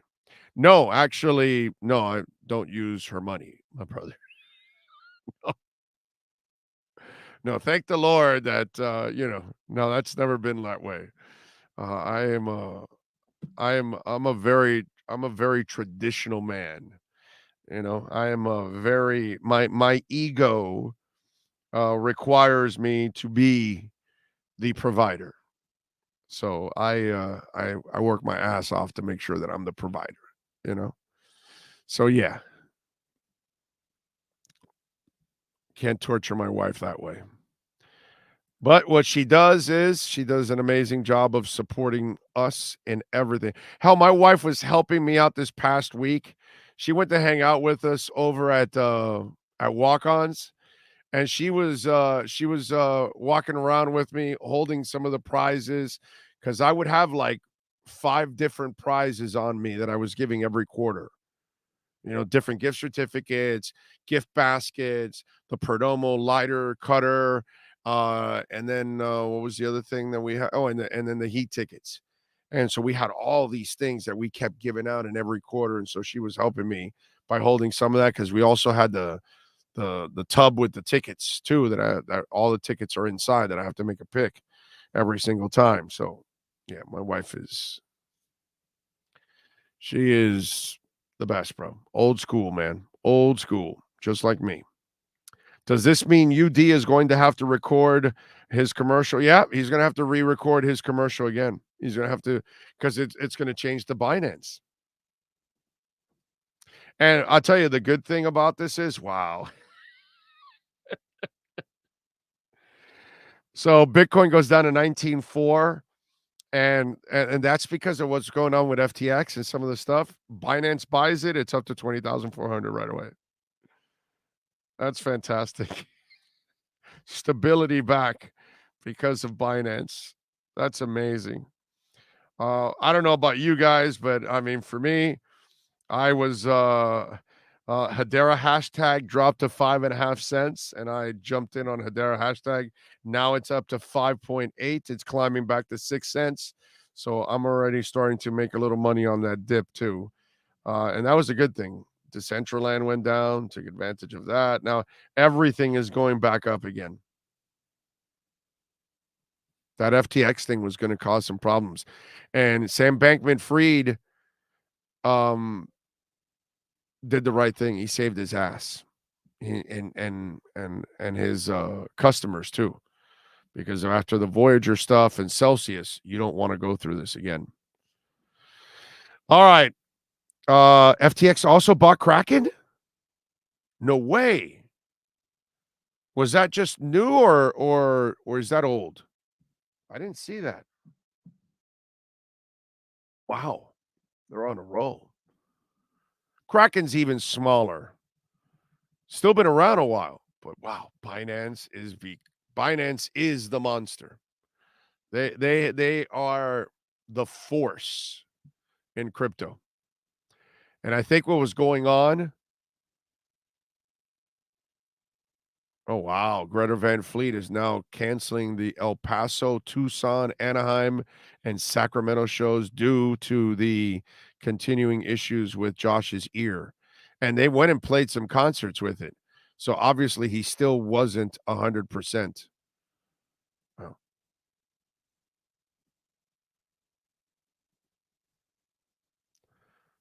Kind of sucks today. Everything going on with the music there with Greta, unfortunately. All the concerts, you're it's not a sure thing that you're going to see a concert when you buy your tickets. I've had already several shows canceled on me. 2 Gretas that I lost. Hopefully we'll get them back down the line. That's amazing. Binance, wow. All right. Binance, I want to say Binance, they've got a US Binance. I don't know why I want to tell you Singapore for Binance. I got to look it up.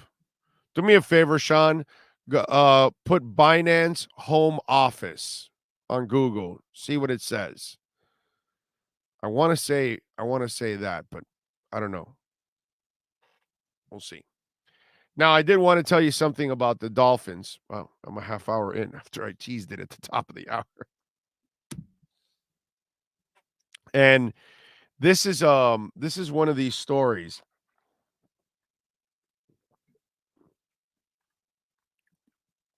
I love to follow up on all of this. Lofi says Cayman Islands. Really? Damn. You would figure it'd be in a bigger piece of property. There's a bunch of stuff. But what home offices? I put in the home office, main office, or whatever. Yeah, it said it was. Said the company was founded in China, moved its servers and headquarters out of China and into Japan in advance of the Chinese government ban on crypto in 2017. Right. But the first thing that comes up, which is what was said, is Cayman Islands. Okay. All right. Georgetown. All right. Cayman Islands. Interesting. Nice job, Lofi. Again, I think that's just locations as well, too, because as you scroll down, they show you areas in Austria, Brazil, Bulgaria, Canada, Colombia, Finland, France, Germany, and Hong Kong. So yeah, no, they're all over, bro. They're monsters. They're monsters. They are the top dog. But still, do not keep your coins on any exchange. Have a cold storage wallet. You're your own bank. Okay? That's what crypto is going to do to all of us. All right? It will give life to the unbanked all over the world, in countries that, I mean, in Africa, you don't realize it. There aren't branches all over the place. There aren't ways for them to just do a lot of banking in certain areas, parts of the world, and that's where other countries are like that all over the world. That's what crypto is going to do. It's going to help the unbanked, and those of us that live in these kind of systems that we live in now, we are going to be able to free ourselves from all of this. You know, it just doesn't happen overnight, but it will happen. And this is really good, the sale of FTX, so it didn't get any uglier. Okay. So Binance and FTX, they were at odds, and Binance ends up becoming, the savior of it all. And they bought the non-US operations of FTX, so they don't own the US part of it. So they own the international side of it, I guess. We shall find out. All right. Yeah, don't lose your wallet. Yeah, don't lose your keys. Know your 12 words. That's the key right there. Know your 12 words and save them. All right. That's what you got to do. All right. I want to laugh at something that is kind of funny, and it's convenient now because nobody talks about it anymore. Right? And here's when we talk about, remember we've talked a little bit how some people still aren't willing to give Tua the credit that he deserves and what he has earned, right? And instead it's almost, it's the receivers that they have. It's the system. It's, everything but, he's doing a good job, but, right? So let me ask you something. Outside of Tua, what was the storyline about how crazy it's going to be for the Dolphins? Do you remember? What was the whole offseason about? You remember? The first 4 games. Oh my God, the first 4 games. Oh my God, the first 4 games. The Dolphins have got to play New England. They've got to play Buffalo. They've got to play the Ravens. They've got to play Cincinnati. Oh my God, how are they going to survive that? Can the Dolphins even be 500? They probably will be 1-3. And that will determine what kind of a team they're going to be. So the Dolphins, after all of the questions, and all of the naysayers, and the naysayers were out there. Do you know why? They expected Miami to fail. Yeah, that's what it was all about. They thought for sure there's no way this young coach is going to be able to get by. There's no way. Are you kidding me? It's a brand new coach. Tua got to figure out the offense, all of this stuff, and then you got this brutal start. Oh, come on. And then the other storyline of the offseason. Hey, man, the Dolphins are measured by Buffalo. If they can't beat Buffalo, then you know that they weren't really built right away right now to beat Buffalo. That wasn't really the case. You were kind of just hoping that they could hang with them and show a respectable game. You know what I mean? All of these roadblocks were put in front of this team. So Miami goes 3-1, and you and I know they would have been 4-0 if Tua's healthy. Whether you want to admit it or not, whatever, I don't care. That's fine. And then what happens after that? Yeah, I know you get the injury, but then he comes back and he's ripping it up. And now it's about, well, you've got to still go to Buffalo and you still got this and you still got that. And they never cross the threshold of people actually believing in them. But if other teams have some success, well, then of course they've got to go out and be, the Minnesota Vikings or whatever. They will end up getting more respect from the national media, from people in general, than the Miami Dolphins do. Because Tua already proved all the doubters wrong, yet they still keep putting roadblocks in front. The Dolphins have already proven that, dude, this is a resilient team. They look at the wins, but they actually didn't look at the 3 games that they lost.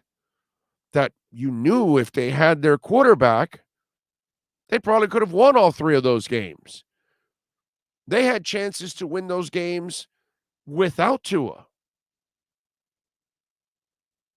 Small windows, but they were right there. And yet nobody puts all of that together yet with this team. And I get it. They've had some injuries. Obviously, the secondary is hurting them. But it's just funny how after they meet your criteria and surpass it, you then are not convinced. Like Tua has surpassed anything and everything the haters thought he could do, right? He's thrown how many deep balls? A crap ton. The ball that he never throws, that he can't throw. I'll give you another example. Nobody talks about this. Same as last year. Are you ready? Jalen Waddle. What a wasted pick. We could have had Chase. Did you see what he's doing with Cincinnati? Oh, come on. Waddle is averaging 9 yards a catch. What, we drafted the guy to be a possession receiver? Remember that? Where are all those people? So last year, Waddle had 1,000 yards, 1,015 on 104 catches, 9.8 yards per catch, and 6 touchdowns. This year, he already has 812 yards in 9 games. He is 203 yards away from his total last year. I'm sorry. No, yes, exactly. 203 yards away from his total last year in 9 games. This year, he's averaging 17.3 yards per catch, not 9.8. And he already has his 6 touchdowns from last year. So Tua can't throw him deep. Tua can't make him play. That was the other roadblock that was put in front. Oh wow, what do we draft Waddle for? Tua can't Tua made him a possession receiver. And then I was trying to explain to people last year, Tua didn't make him a possession receiver, you idiot. It's that you have stupid coaches, a terrible offensive line that can't block, and no running game. He has to get rid of it quickly. And so now they made him more of a slot guy when he's really an outside guy, which is what he is. Roadblock put in front. Roadblock crushed. He went from 9.8 yards to 17.3 per catch.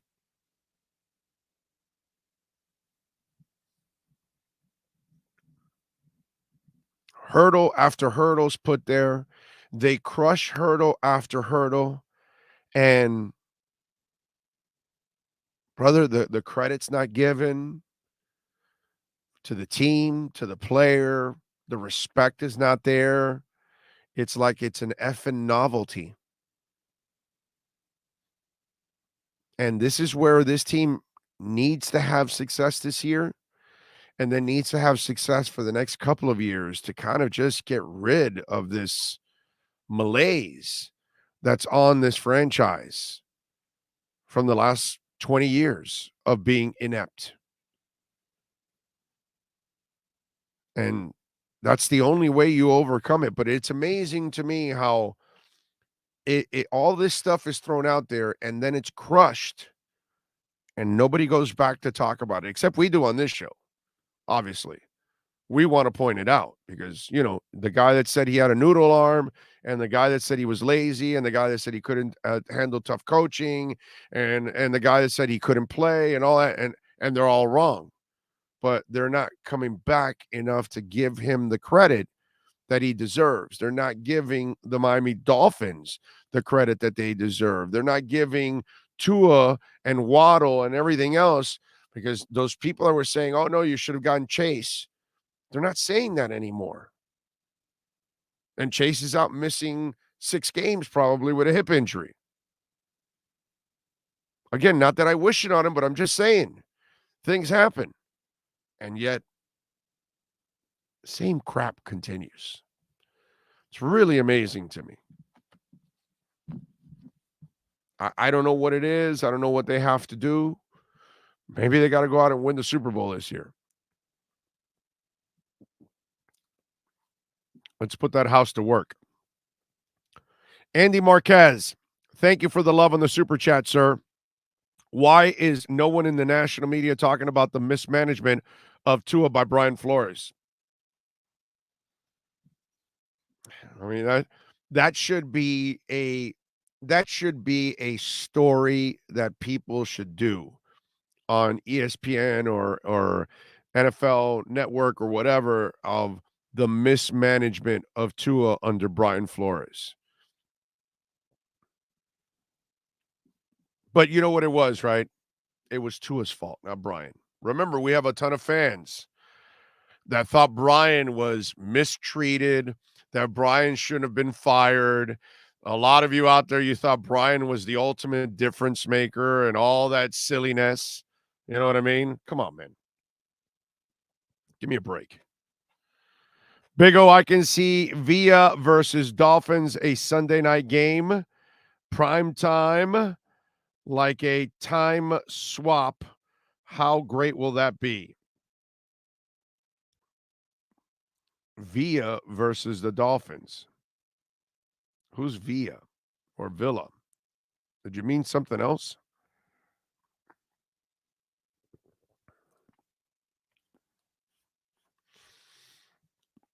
You forgot a great offense, got Miami nowhere in the Marino years. Why were we talking about that, sir? I don't understand. What is your point? Not exactly sure what you're talking about, man. So maybe you might want to actually put together the entire thought you had, because you might have had a thought in your mind and then you put out a sentence that has nothing to do with what we're talking about.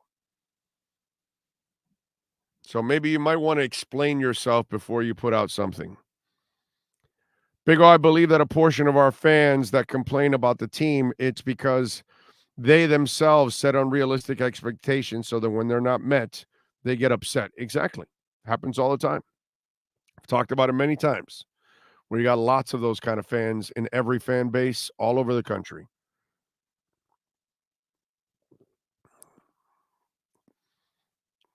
How is Waddle doing this year with holding the ball since the Vikings game? He hasn't fumbled.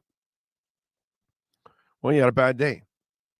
You know, he has been, there have been less brain farts. I will say that. Not so much fumbles, but everything in general, from fumbling to not coming back to the ball enough to waiting. He makes some mistakes at times. He'll have some of those. He has made, I think, none in the last couple games since that. Might have been a wake-up call for him where he just was not. That Baltimore game, you go back and look at it, he had like 170 yards, and he actually made a couple mistakes there.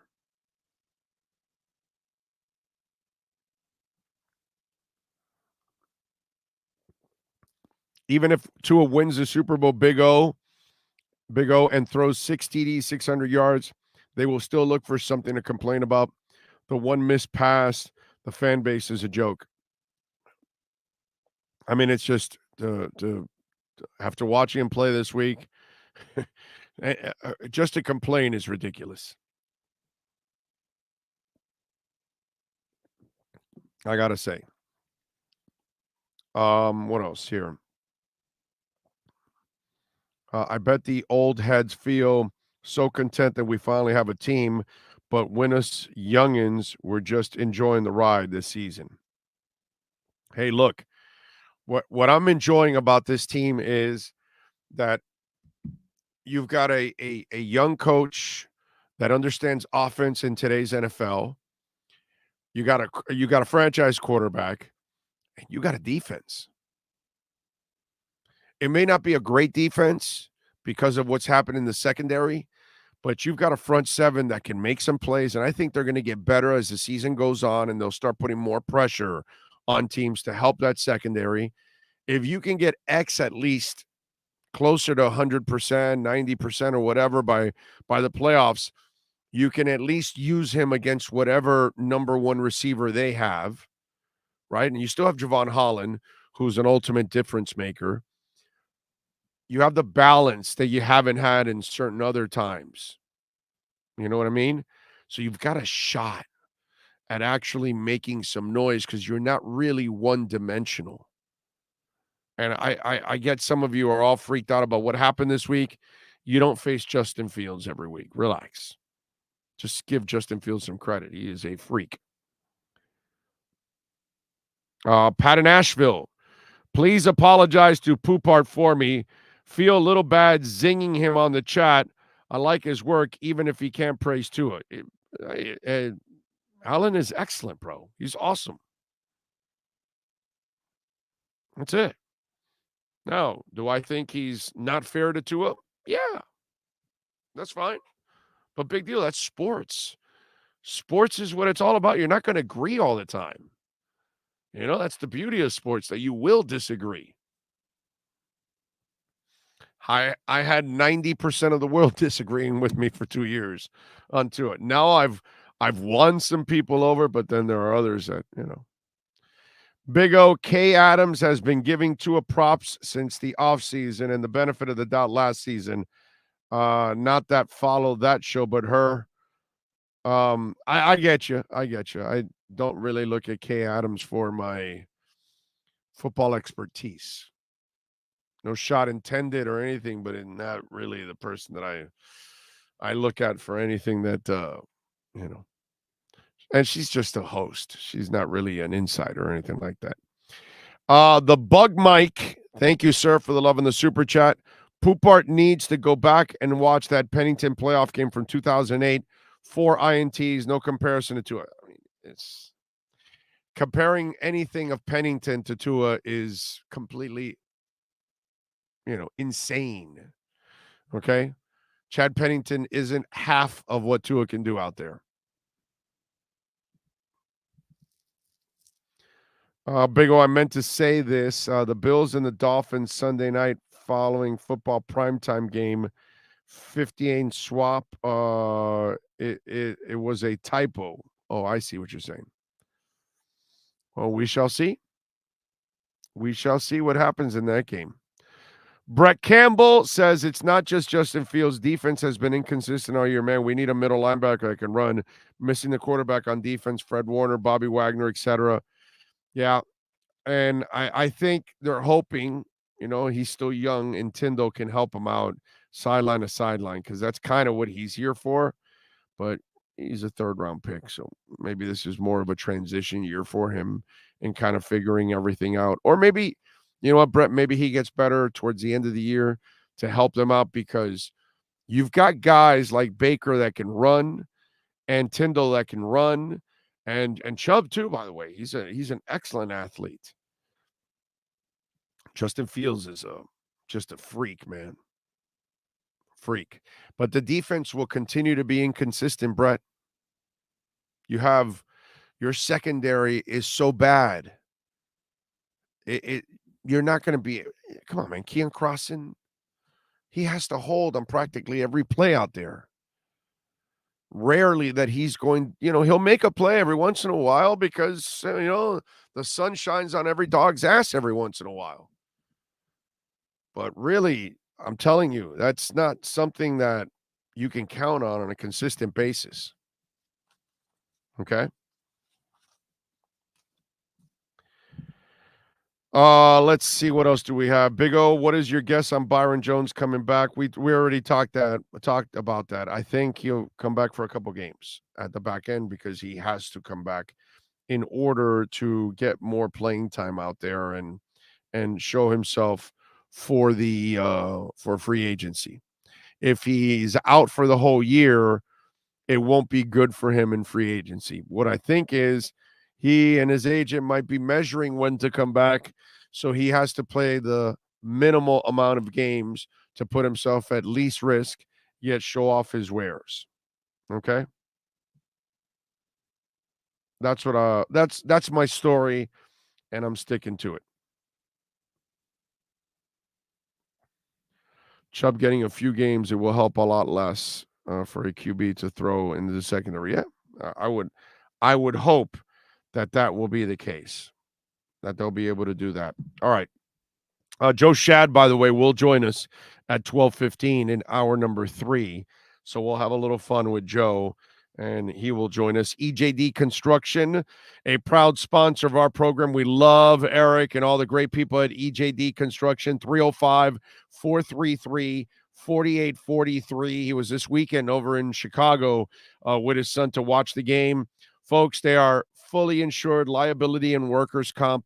Please make sure whoever you hire, okay, even if you don't want to do EJD, but you want to hire somebody else, make sure they're fully insured, because if they're not, you could end up in a lawsuit. If somebody gets hurt while working in your house and they get injured, they can actually sue you if their company doesn't have insurance. You don't want to do that.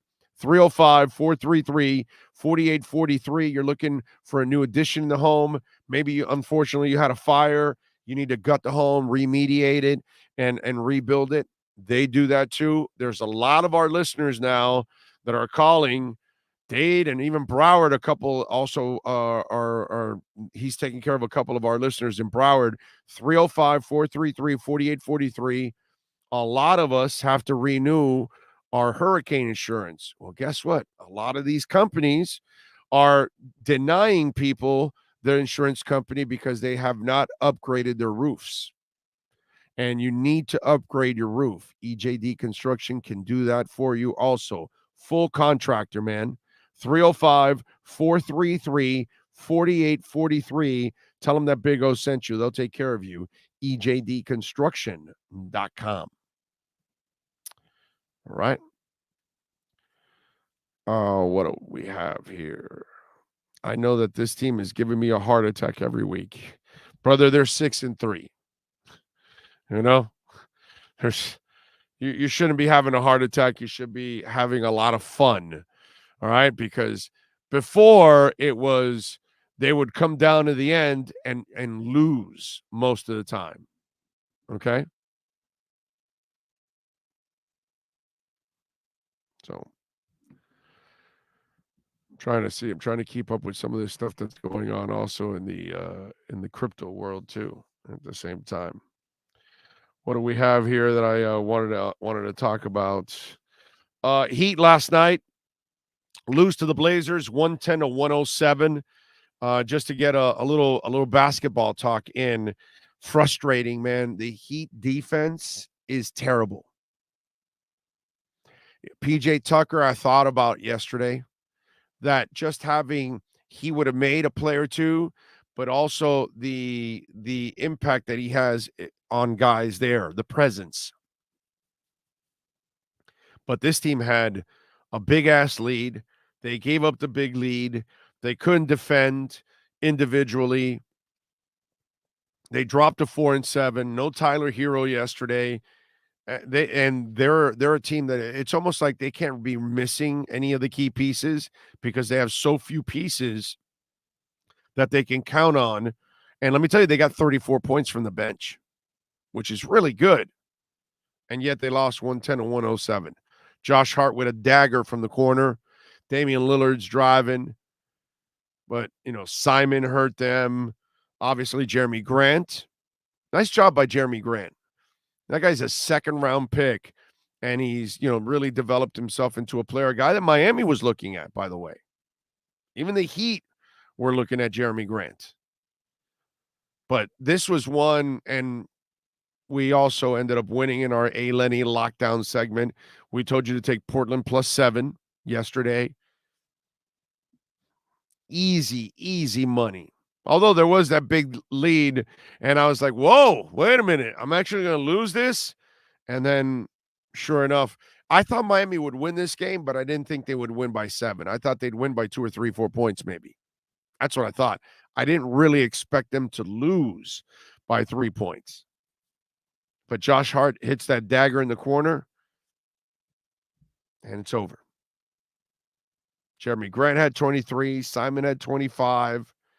Lillard had 19 and 6 assists.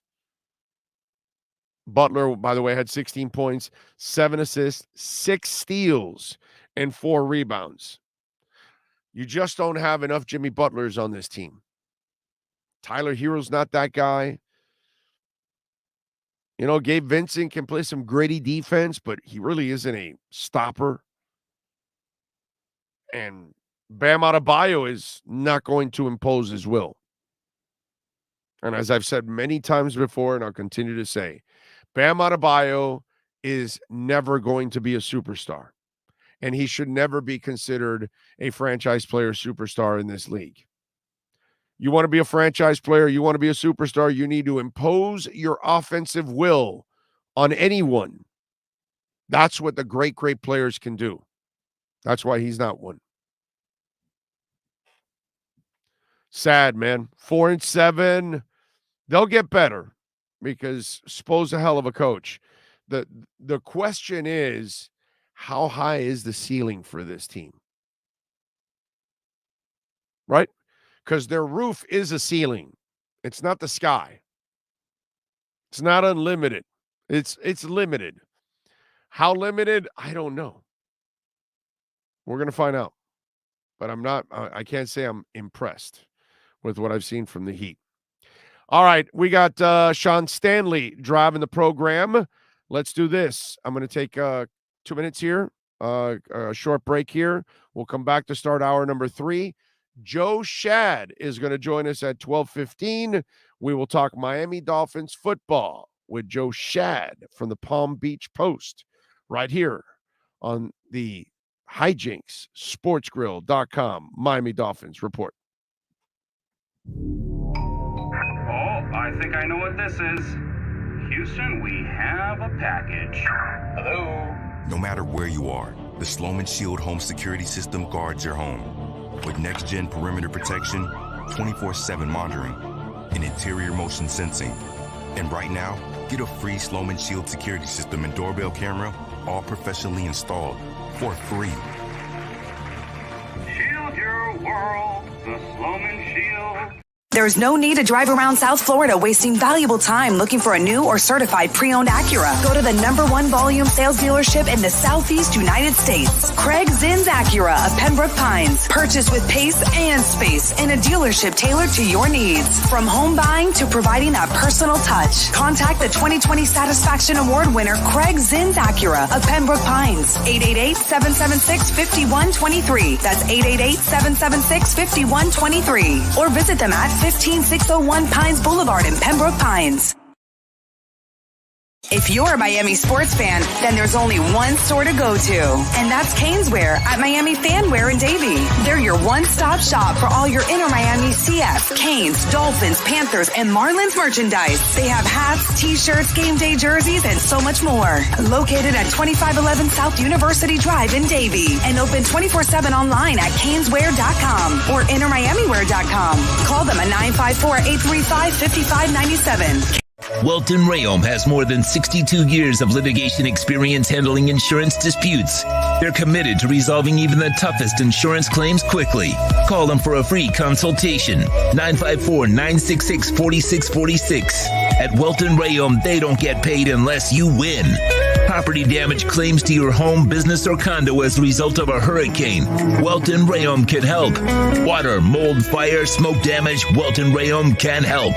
Call 954-966-4646. Why is it that you get locked out in the worst moments of your life? Where are my car keys? Man, I can't find my house keys. In those frustrating moments, you need a locksmith you can count on. A. Lenny Locksmiths in South Florida, from Miami to Port St. Lucie. In Central Florida, A. Lenny locks it down in Orlando and Tampa Bay. Lockouts or lock changes for home or business. Car key replacements and programming all model cars. 24-hour service. Call them at 855-869-5625. Go to the website at alennylocksmith.com. When you move, you need a reliable company led by passionate folks, eager to assist its customers during a transitional process that needs to be smooth. Call Essential Moving Experts at 844-368-5750 for all your local and long-distance moving needs.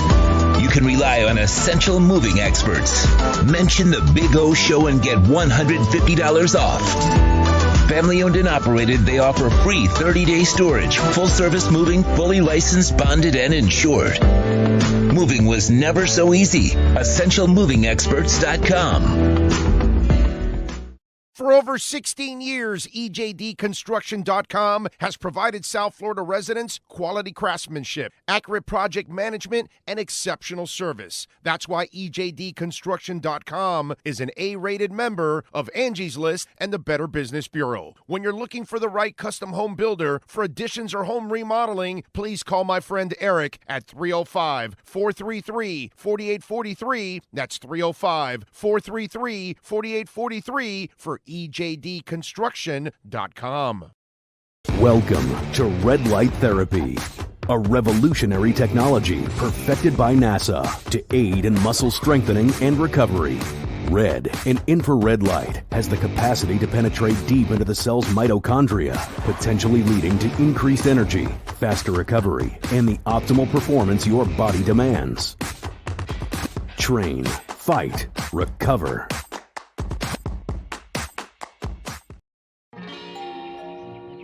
Great, you have a doorbell camera. Now you have a front row seat to your house getting robbed. They're breaking into my house! Ooh, there goes the TV. I'm sure it'll turn up at the pawn shop. No, not the TV! Just because you can see them, that doesn't mean you can stop them. With Slogans, you get 24-hour monitoring, a free home security system, and professional installation. Plus, free doorbell camera, one that'll actually work for you. Get out of my house! Get out of the house! Call 1-800-ALARM-ME.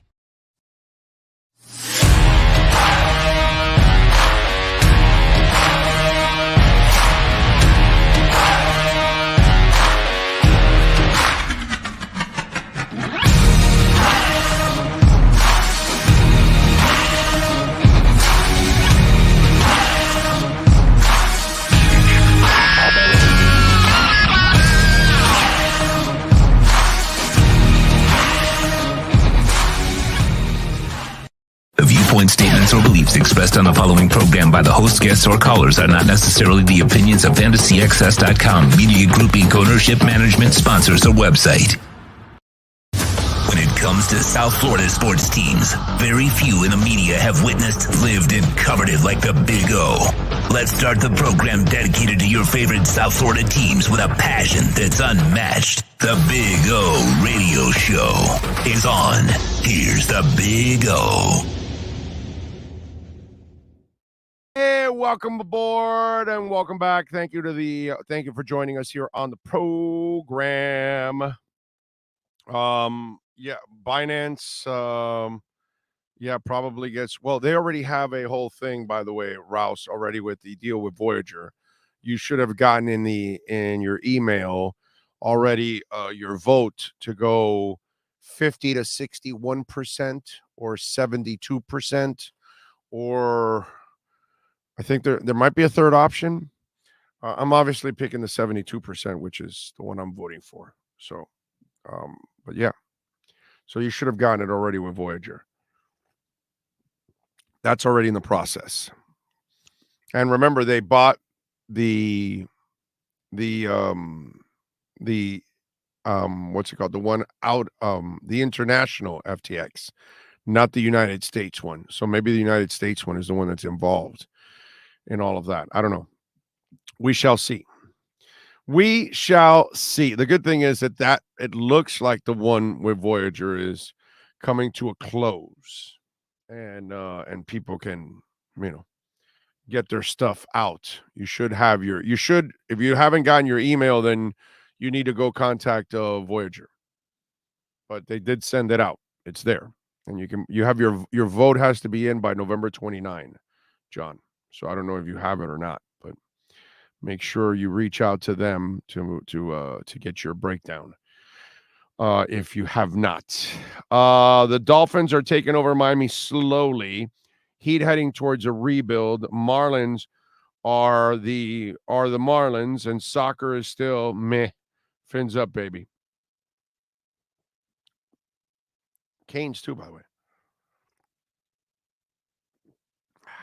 Yes, I'm still sipping the lemon and honey. I have to. Lime and honey, by the way. If I don't do that, bro, I will not survive. I have a sore throat right now as it is. While I'm doing this show, I do have a sore throat. Kind of gone through. It's rough to do 7 days a week during the football season. It is rough, brothers and sisters. It is rough. Not an easy thing to do. John says voted on the 70 already. There you go.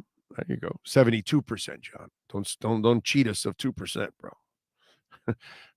Already gonna lose 28. I don't want to lose 30. Lamar is at Ravens, so they could try to tag Lamar again. Oh, please. Whatever. That's a silly talk. That's their problem, not ours. Thank the Lord. Thank the Lord. All right, what else do we have going on? So we talked a little bit about the Heat. They, unfortunately, were terrible. They've got Charlotte on Thursday. I got to tell you something. I hate this new schedule stuff where you're playing the same team a couple times in a row, and I know they're doing it for, saving money and all that, and travel costs and all that kind of stuff. And, I know the whole COVID thing and everything kind of changed the way, but I don't like it. I'd rather have the season broken up where you're facing teams at different parts of the year. So that way there are different challenges. You might get a break in a year where you played a couple of really good teams at one part in the season when they were, injured and whatever. And you end up picking up some cheap wins, and then down the stretch, you're really not as good as your record says it is. And I'm not a big fan of it. And I think it's boring for a fan to, I got to watch the Trailblazers and the Heat, and then I got to watch it again a couple days later. I don't like that, dude. I don't like that. I'd rather play Portland in a couple of months where they might be like smoking hot at that time, and it'll be kind of a fun challenge. I mean, for the Heat, anything's going to be a challenge, and especially with the way they played defense last night. My God, anybody can attack that defense. But seriously, I'm not a fan of this playing teams the same team over and over again in a short amount of time, or back-to-back sessions or things like that. I just find that kind of lame and boring and not really interesting as a fan. Once you've seen it once, I get Golden State or something, an elite team. Maybe you don't mind seeing that a couple nights in a row or whatever, or within a week twice. But I just think normally most of them, it takes away from the matchup. Damn, I just saw this. I got to see this again.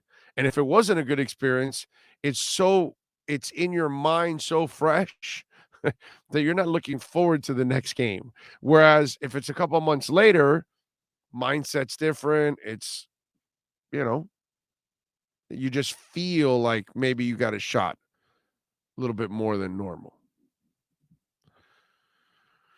Better Than Ezra, by the way, says we filmed the first night from the House of Blues in Chicago. We'll be streaming it on November 20th exclusively on Veeps.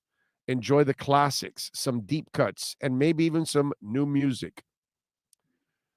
I like it. Better Than Ezra is coming down. I like them, man. I saw them for the first time in concert in Coney Island. I saw them with Bare Naked Ladies and KT Tunsil, and I was very impressed. Like I enjoyed that band always over the years, but live, they're fantastic, man. New Orleans band, by the way. And I just saw that come up. So on the wire, because I have my own concert file wire where it's just, there you go. The Who, by the way, is putting out a link for 60% off, up to 60% off in the Who store. So if you happen to be a Who fan, they've got the link there on their Twitter page on the Who on Twitter page, and you can get to the link and I don't know, maybe you get yourself a little shirt or something like that. Okay, there you go. There's another bit of music news coming down on the wire there. Not just Better Than Ezra. What else do we have here? Big O, for me, the first time in a long time, we can actually say the Dolphins are literally the best pro sports team in South Florida, and the whole state has this year. Let's go Dolphins. Well, you want to be honest? Right now, they're not better than the Panthers.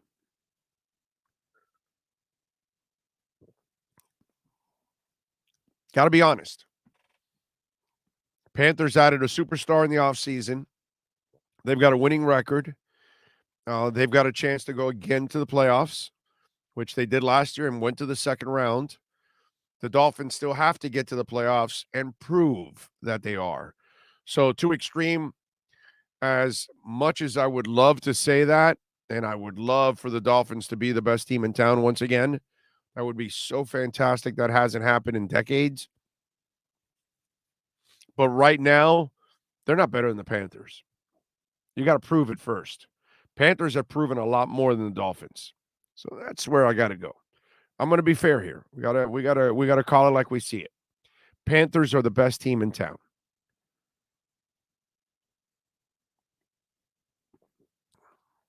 That's my story, and I'm sticking to it. Big O just tuned in. Can you talk a little bit about the O-line play this week, specifically who started and was Jackson on the field at all? Jackson's not even cleared yet, sir. He's starting to practice now. So we'll see if maybe he's activated this week. But he hasn't even played. I would not change anything on that line right now. I would keep all those guys there.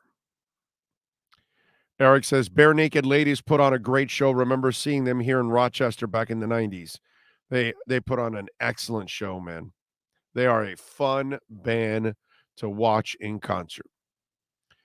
Big O, I'm so confused about this international division idea. Won't it create an imbalance among the conferences and playoffs? I don't know. We shall see. I don't think so, because everybody's going to have to deal with it. So, but we're going to have to wait till we actually get it, so then we can talk about it. Because right now, I'm not going to get into the hypotheticals of all this stuff when it hasn't even happened yet. Paul Maurice is worse than Brunette. Okay. I'm not going to give up on Paul Maurice right now so early. He's putting in a whole new system, teaching him how to play a whole different kind of way. It's going to be more of a physical style than the open style. I enjoyed what they did last year, but I did not enjoy their lack of defense. If Paul Maurice can make them better defensively, then that will be a huge change for the Panthers. But their defense was pathetic last year.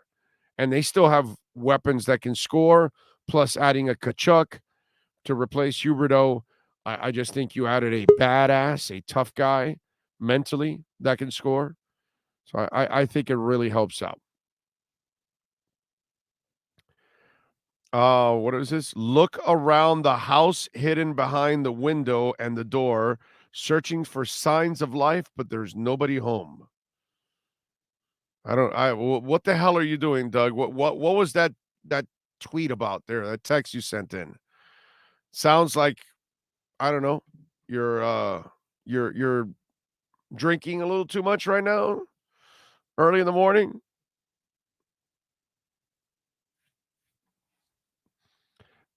Let's see what else. I agree with you, Big O, on the defense. Yeah, it's a tough situation for the defense. In fact, you know what? We'll ask Joe Shad, because Joe Shad is ready to go. He's he's all involved in hijinks constantly. So let's get to our hijinks sports grill Miami Dolphins report. Dolphins fans, it's time to talk to the man with incredibly high standards. It's not easy to score an A or grade 10 out of 10 with this guy. In fact, he isn't impressed with Joey Chestnut's dominance, Usain Bolt's speed, or even Evan Ginkel's locks. Will the hijinks continue? Can the Miami Dolphins do the impossible by getting a passing grade with Joe Shad? It's time for the Hijinks Sports Grill Miami Dolphins report. This report is brought to you by Hijinks Sports Grill in Boca at 133 Southeast Meisner Boulevard. Enjoy happy hour 4 to 7 p.m. Reserve a VIP table online and receive one free sparkling wine. Follow them on Instagram at Hijinks Sports Grill. Here's Miami Dolphins insider Joe Shad. All righty, there he is. How you feeling, my man? You feeling good? What's up, Big O? Doing okay. Good to be here. Okay. All right. You gonna be at the game today, this week, I mean? I am looking forward to being in attendance on Sunday. I've had this gas bubble in my eye, but I'm thinking it's going to be gone before Sunday. Let's hope so, man. Let's hope so. You'll bounce back. All right, Joe. Where are you? Because I get a lot of Josh Boyer hate. Mm-hmm. And I'm not ready to pick on Josh Boyer when he's playing with his 5th, 6th, 7th, and 8th corners and a backup strong safety. And, this past week in that 60-something yard run by Justin Fields, I showed how there were Dolphins all over. It was just like Rocky couldn't catch the chicken. And, we kind of enjoy watching Tyreek make people look foolish. Well, guess what? Guys like Justin Fields and Derrick Henry and Lamar Jackson and, Pat Mahomes and stuff, those kind of guys will make you look foolish at times. So I kind of chalked it up to more that you just ran into a freak that was hot in Justin Fields, who could probably do that to almost anybody, and not kill the defense so much. So where are you with the whole defense, their injuries, and Josh Boyer's job and everything else? Yeah, I mean, earlier this year, the week before the Steelers game, I wrote a column wondering whether the Dolphins might be missing any of Brian Flores' influence from a schematic game planning and adjustment perspective. And people jumped all over me. They said, it's too early. That's unfair. Don't you know Flores is horrible? He's a bad guy. We're so glad to be rid of him. Shut up. And then I did come back and praise Josh Boyer when the Dolphins posted consecutive second half shutouts in recent weeks. So, listen, small body of work still, half a season to play. Obviously, the Dolphins defense was much better in the second half of the season last year than the first. There are some former coaches and current and former players who have claimed to this day that Flores and former coaches like Gerald Alexander played a larger role in the second half of the season than they did in the first half of the season. But listen, nobody works harder than Josh Boyer. He puts in all the work. I do think that despite the injuries, key injuries, especially to Byron Jones, that the Dolphins defense in general should be a little bit better ranked in certain key categories, including obviously yards and points per game. I think this is a better defense than we have seen overall, taking into account their overall performance through 9 games. Yeah, and I thought when Tua was out, the defense actually did a pretty good job of keeping them in games and giving them even a chance to try to win those damn games. They actually had a chance to win a couple of those games. Unfortunately, they just didn't have enough offense. So it's just I just find it kind of funny how I got a lot of, Josh Boyer hate this weekend. Mm-hmm. Yeah, me too. When I was like, bro, you just got to tip your hat to Justin Fields, dude. The guy was on, man. It just it might have been. Yeah. Go ahead. 25th in points per game allowed. That's not good enough considering the talent that is still out there.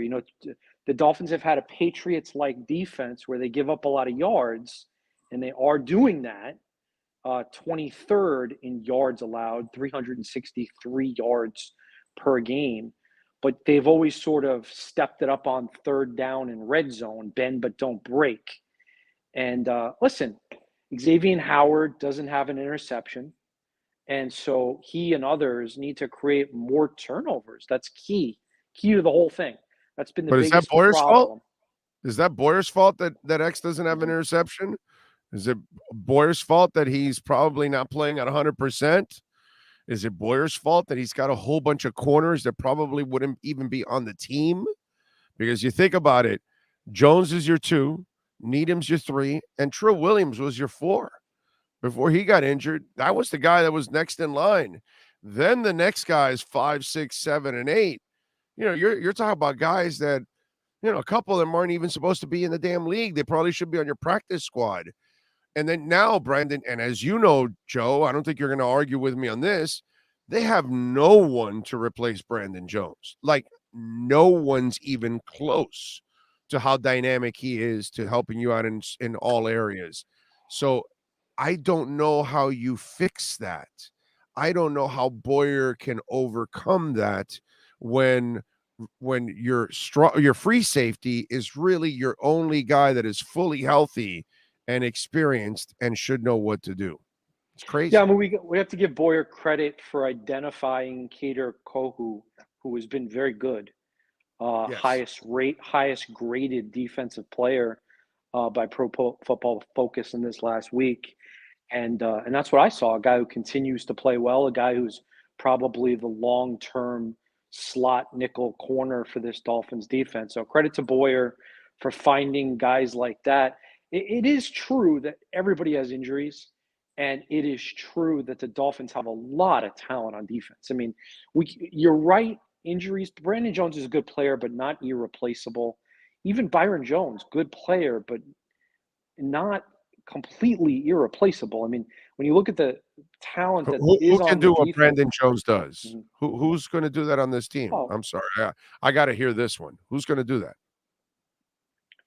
Well, you're not gonna have Brandon Jones. It needs to be other people doing some of the things he did.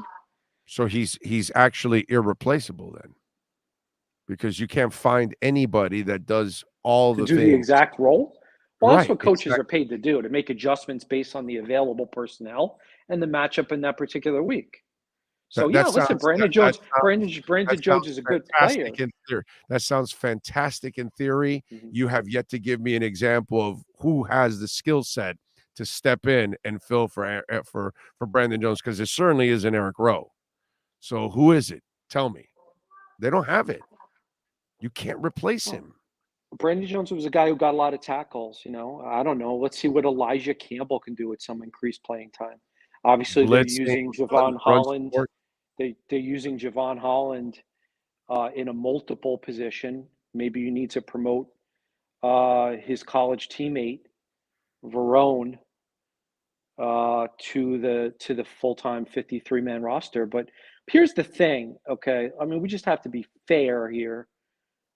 Let's rank these defensive available players, okay? Xavier Howard, Emmanuel Ogbah, Christian Wilkins, Bradley Chubb, Javon Holland, Raekwon Davis, Melvin Ingram, Zach Sealer. I just mentioned 8 really good players, And so this is not a defense devoid of talent.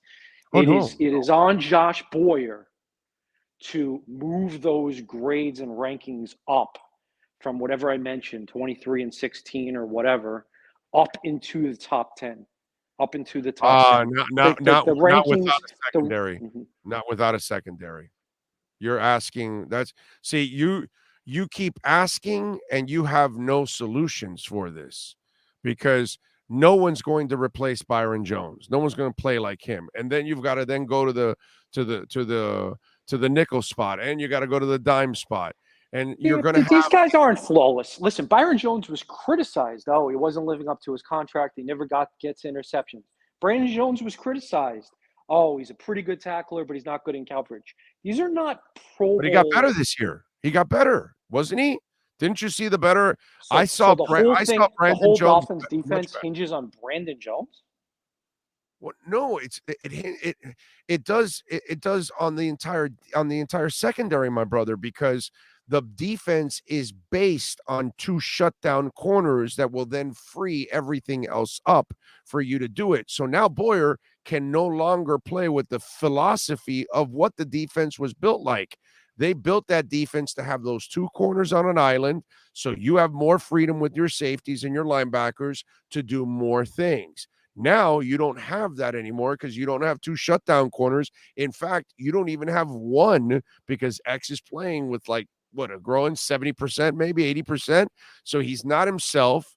You don't have your 2. I love what I see from Kohu, but I can't put him and put the demands on Kohu, who is an undrafted player from Division II, to all of a sudden become a full-time starter that is going to be impeccable out there. Joe, I just think it's a little unrealistic to ask Keon Crossan to be what he's never been before. And while Verone McKinley, clearly they like him, he's still an unproven young dude. Also, I think it's too simplistic to think that you're going to overcome all the things that are going on with the secondary. No, I'm just looking at this thing. I'm just trying to be fair here. Ravens 38 points. Jets 40, Vikings 24. The Jets deceiving. Lions 27, Mm-hmm. Bears 32. It's just a little bit high. I'd like to see that lower. Yeah, but the Jets are deceiving. 3 of those scores were on short fields from turnovers, right? Was it 3 or 2? I'm not good at remembering that stuff. But it's that's kind of what you're supposed to do. You got to remember that stuff. I want to say 2 or 3 were turnovers in their own side of the field, and they gave them easy points. So that's why that number because that was a close game through almost 3 quarters, and then all the mistakes came in, and then the game got completely out of hand. Overall, that's where you and I are going to disagree there. With listen, Boyer. We got Jacoby Brissett and Davis Mills. All right. So listen, we know what's coming up here. Those teams are going to average. They should average under 20 points a game. Yeah. You should win. You should win. And I'm not saying that you can't win, Joe. I'm just saying you got to give Boyer actually credit for fighting through all this adversity I He's know been all his right. team. He's been all right. I'd like to see Yeah. the rankings a little better. Listen, this is when it's going to matter. December. Herbert, Allen, if he's healthy, Aaron Rodgers, and those three in particular. I mean, But Herbert, you blame Allen, Rodgers. Boyer for Ogbah's um Well, listen, not coaches not do not coach the coaching staff mhm. in general. It does play a role when a player is not performing at the previous level. So yeah, it's a factor. Yeah.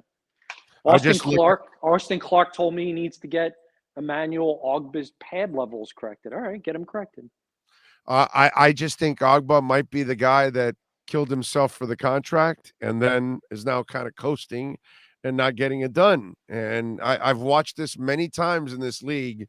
Watch the guy kill himself for a contract, and then when he gets the contract, he doesn't live up to the contract that he killed himself for. And I'm just wondering that those are the optics right now for me. When I look at Emmanuel Ogba, I don't know if he realizes it, but that's what he looks like. He looks like the guy that busted his ass for the contract, got the contract, and isn't busting his ass anymore. And I don't know if I can blame Josh Boyer for that. That's Yeah, I that's mean, not to defend Ogba, but he has had multiple injuries. That is true. He has had injuries, and they're all hurt, but he has had injuries. So let's see how he does in the second half. all right. Your thoughts on the offense right now, especially the passing game right now with Tua and the fellas. Yeah, I mean, it's incredible. I mean, you got Tyreek Hill on pace for 2,000 yards receiving. He and Jalen Waddle are obviously uncoverable. Tua Tagovailoa has improved as a downfield passer. Now, it's true that he still sometimes underthrows the guys, and it's true that he had a couple of throws he'd like back at the end of the last game, but nobody's going to be perfect. Overall, we have to give big kudos, big credit to Tua Tagovailoa for taking a huge step forward in his career. He's obviously a much improved player. He's healthier. He's physically stronger. He's reading the defenses better. He's got better teammates. He's getting better coaching. He's in a better scheme. It's exciting. It's fun to watch. Everything's positive. Everything in the offense, even the offensive line, is performing at a better rate with Shell in there at right tackle and Jones in there at left guard. It looks like maybe those guys, you just run with them for as long as you can. You know, there seems to be some improvement in the run game. This Jeff Wilson reminds me of Damian Williams. Remember him, the spark plug from a couple of years ago? Nice call. In terms of being able to bring So a little energy more and power, catch the a little ball. more power than Yeah. Damian. But yeah, Williams I was like underrated, though. He wasn't big, but he was strong. He was a Texas kid, too, I think. Yep. And so, listen, Oklahoma. clearly – no, it's from the state of Texas, though, right? Oh, okay. Yeah, But yeah. didn't he go to Oklahoma? California. Right? Yeah. He went to Oklahoma. I was thinking Jeff Wilson is from Texas. I think Damian was actually from California. But anyway, I love guys like that, guys who bring energy and burst and spirit and relentlessness and an underdog mindset. It's great, and then that could be a sneaky good pickup for the Dolphins running game. Everything's looking positive for the Dolphins offense. Let me see. Did Cowboys are signing Odell Beckham? Interesting.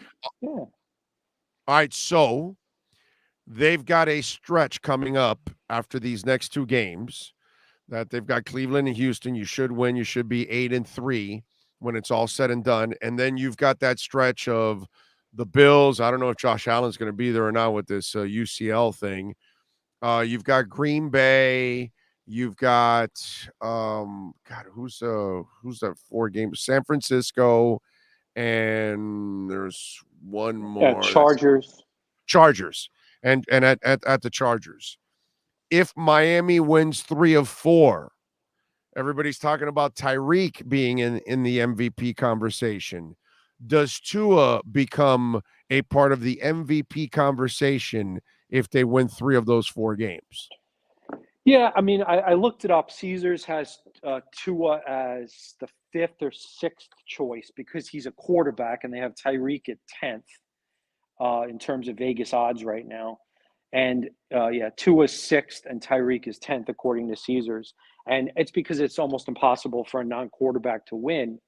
But what's going to work against Tua is all the things that's helping him. All right, and people are going to say, well, Mike McDaniel deserves credit and Tyreek Hill deserves credit, and it's the scheme, and so that will work against Tua in the MVP race. For the listen, but if he finishes the league first in passer rating, first in yards per attempt, and the Dolphins, let's just say I predicted they would win 10 or 11 games. So let's say they win 13. What if the Dolphins go 13-4? If the Dolphins go 13-4 and he leads the league in passer rating, QBR, and yards per attempt, then I'm saying right here on the Big O show that I will write a column saying he deserves to be MVP. What I laugh at, Joe, okay, the double standard with Tua just continues over and over and over again, because this is what I love. Well, he's playing great because he's got the receivers, because he's got the coach, because, it's the scheme. Poupart thinks that that if you plug in Bridgewater and give him the same practice time and all that, you won't miss a beat and you'll have the same numbers, which is completely crazy on his part, but that's fine. But what I love is that the people have the balls to bring up, like what you just did now. Well, it's his coach, it's his scheme, it's his receivers, it's this. Then for 2 years, he's too short. He can't throw the ball. He gets hurt. He can't throw the deep ball. He doesn't work hard enough. Meanwhile, for 2 years, I'm fighting saying he has no talent. He has no receivers. He has no offensive coordinator. The head coach hates him, doesn't want him around. So he can't get credit for playing well, but he gets all the blame when things are completely bad. It's absolutely, he's the only quarterback in the history of the NFL, because all we've ever done in the NFL is give the quarterback too much credit or give the quarterback too much blame. But in Tua's case, he never gets all the credit like every other quarterback in the history of the game. But for 2 years, they blamed him for everything, when clearly he has proven right now that he was not to blame for anything that went on the last 2 years, and yet he still had a winning record during that time.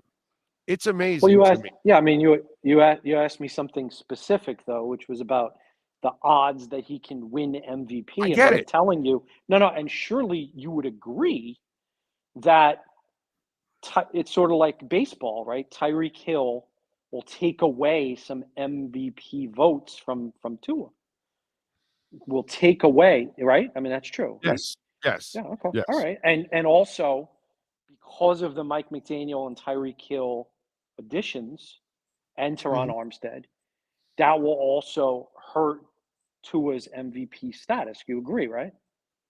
No, I get that, but the explanations for Tua's success now, I'll give you a great example. Justin Herbert. For 2 years, I kept telling everybody, well, wait a minute, he's got a Pro Bowl receiver in Keenan Allen, and Mike Williams is a hell of a receiver.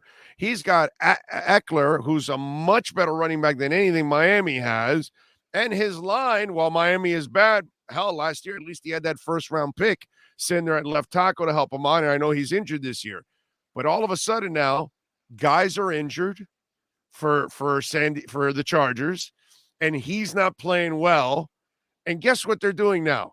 Do they blame him? No. Why would they blame Golden Locks? Of course they're not going to blame Golden Locks. They're going to say, no, it's not Justin Herbert. It's that Keenan Allen is out. It's that Mike Williams banged up. It's that this and that. But they don't blame Justin Herbert. It's, But this is also true. Folks like you, it's never enough. Like what unless you say that he is destined for the Hall of Fame, it's not enough. I mean, nobody, I tweet all these nice things and nobody cares. Nobody comments, nobody retweets, nobody likes. I tweeted, Tua is exceeding all expectations and living up to what the Dolphins thought they were drafting. No one cares. Right. No one cares. They just ignore that. Tua is more experienced, healthier, physically stronger, in a better scheme and with better teammates. He's taken a step forward in the downfield game. No one cares. Nobody tweets it. Nobody really likes it. Nothing. All it Well, is, I it's think never because a lot enough. of It's the Tua never enough. believers, It's never enough. It's never enough. It's insane. It's like I our know. political landscape. Right. People are so dug in, so entrenched, so Yep. angry. Why can't you just enjoy it? Why can't you just say, "Wow, this is great fun. This guy's playing well." But no. Instead, it's here we are on election day. Okay, it's like Republican and Democrat. Okay, it's vicious, it's viral, it's violent, it's people hate each other. Everybody's so angry. Why can't we just say, "Wow, this guy's playing great"? Yeah, I think it's because they also see that people are just waiting in the wings for the guy to fail so they can pounce on him. How do you know that?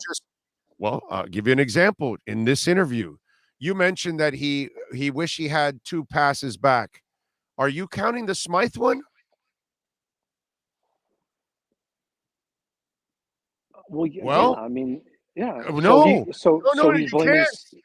You can't. It was Smythe's fault. That's my point.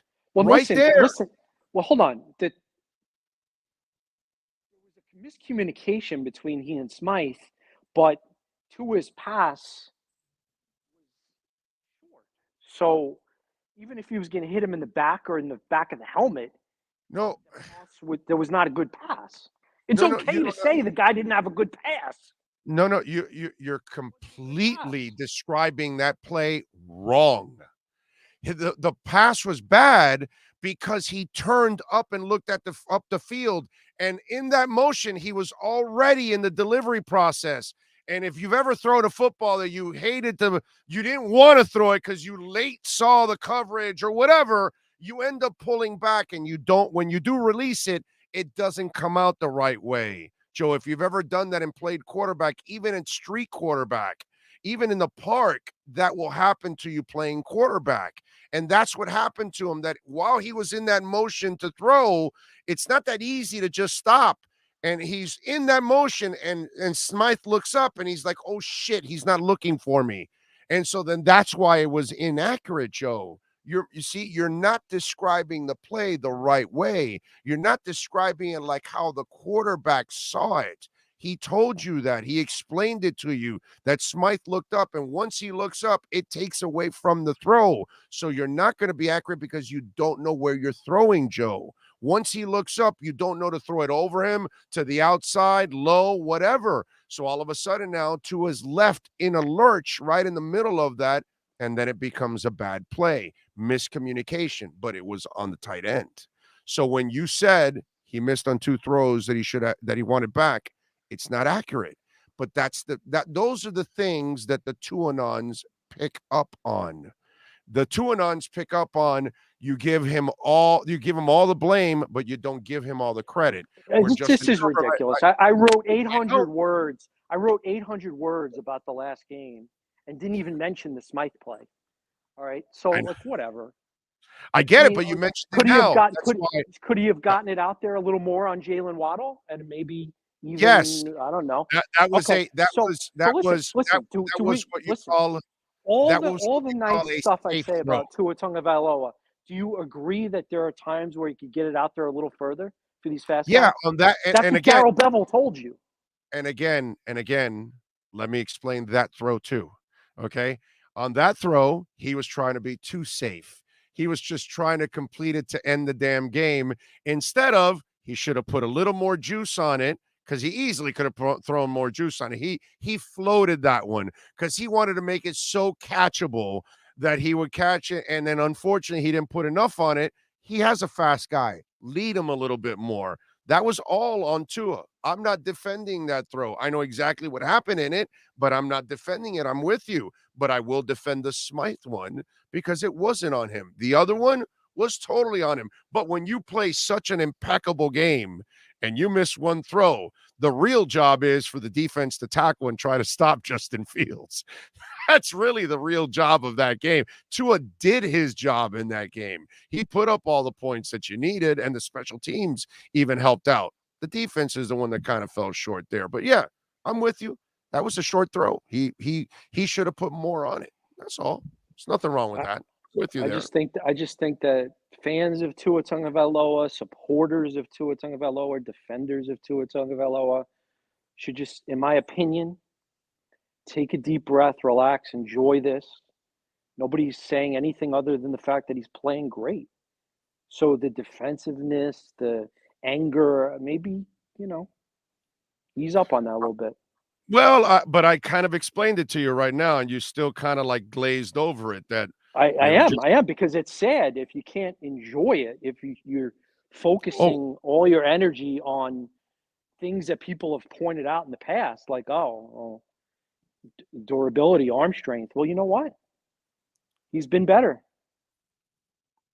yeah, no, he's been absolutely fantastic. Is what he's been overall. Does the offensive line stay intact, Joe? Even Yeah, I when don't see any Austin reason to Jackson change it. is ready to, I'm with you there, but what does your gut tell you? Does Austin Jackson get the right tackle spot? Does he get the left guard spot? Does he become the swing tackle / swing guard because he's played both? What's your gut tell you, Joe?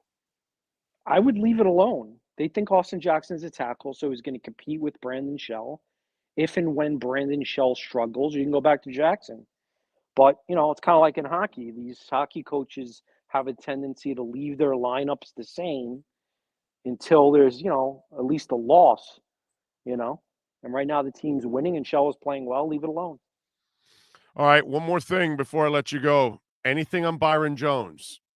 I almost get the feeling that he's going to try to play the least amount of games possible to he's got to get some games in to get into free agency next year. That's kind of my feeling, but I don't know, man. You're on the team. What do you hear? What do you know about what the hell's going on with Byron Jones? Yeah, I don't. If I knew, I would tell you. I don't know. I mean, look, this is reminiscent of situations where guys have ended up not playing at all. And so, would it be surprising if Byron Jones doesn't play this year? No, I wouldn't be surprised, but who knows? Maybe he's secretly, secretly training and one day he's just going to show up on the practice field. I don't know. I don't know. It is Do we have a disappointing. deadline? Do we have a deadline, Joe? That's the part I'm a No, little I don't think lost so. I on. don't think so. No, I think they can bring him off the physically unable to prepare list at any time, and you get, I think it's 4 weeks to be activated to the 53-man roster. So I guess if you get, to the part where there's 4 weeks left and he still hasn't practiced, you might as well bring him off the PUP list and see if he can practice. Okay. By the way, G Firm just sent in a super chat. He says, "Love and respect your work, Mr. Shad." How about that? Well, that's nice. So there you go. Okay. So people are he giving is you love. apparently he follows my Twitter account. That's right. They love you here, bro. They love you here. Although one guy put Shad as the victim. Poor Shad. Victim. Well, that's the thing. Tua is no victim. What is he the victim of? Come on. Oh, When you're a professional quarterback. He's been the victim of freaking Brian Flores, bro. Of hell for 2 years. He was a victim for 2 years that they battered. He had an owner that didn't want him, a coach that didn't want him. Those two owners that didn't want him, because the two owners were scheming to go find another coach, another quarterback. The head coach wanted another quarterback. So yeah, bro, he's that kid's been through hell and back. Hey, Big O, I'll see you Yes. Friday. You got it, bro. Be good. There you go. The great Joe Shad. Follow him on Twitter at Shad Joe. And of course, go to hijinkssportsgrill.com. This has been the Hijinks Sports Grill Miami Dolphins Report with Joe Shad. This report is brought to you by Hijinks Sports Grill in Boca at 133 Southeast Meisner Boulevard. Enjoy happy hour from 4 to 7 p.m. Reserve a VIP table online and receive 1 free sparkling wine. Follow them on Instagram at Hijinks Sports Grill. It is funny. Okay. And Joe's right. There is a yin and a yang to it, and there's a side you pick and all that, but I'm also right. I mean, are people going on saying outside of what's this dude Alcho? Outside of him, I don't see a lot of people going on talking about, oh, well, that guy is overrated, that Herbert guy. No, they're all saying, well, he's got injuries now. Nobody talked about that with Tua for 2 years. And look, I get it, man. If people don't want to hear about this or they get tired about it, well then, dude, you didn't get tired mentioning the negative shit.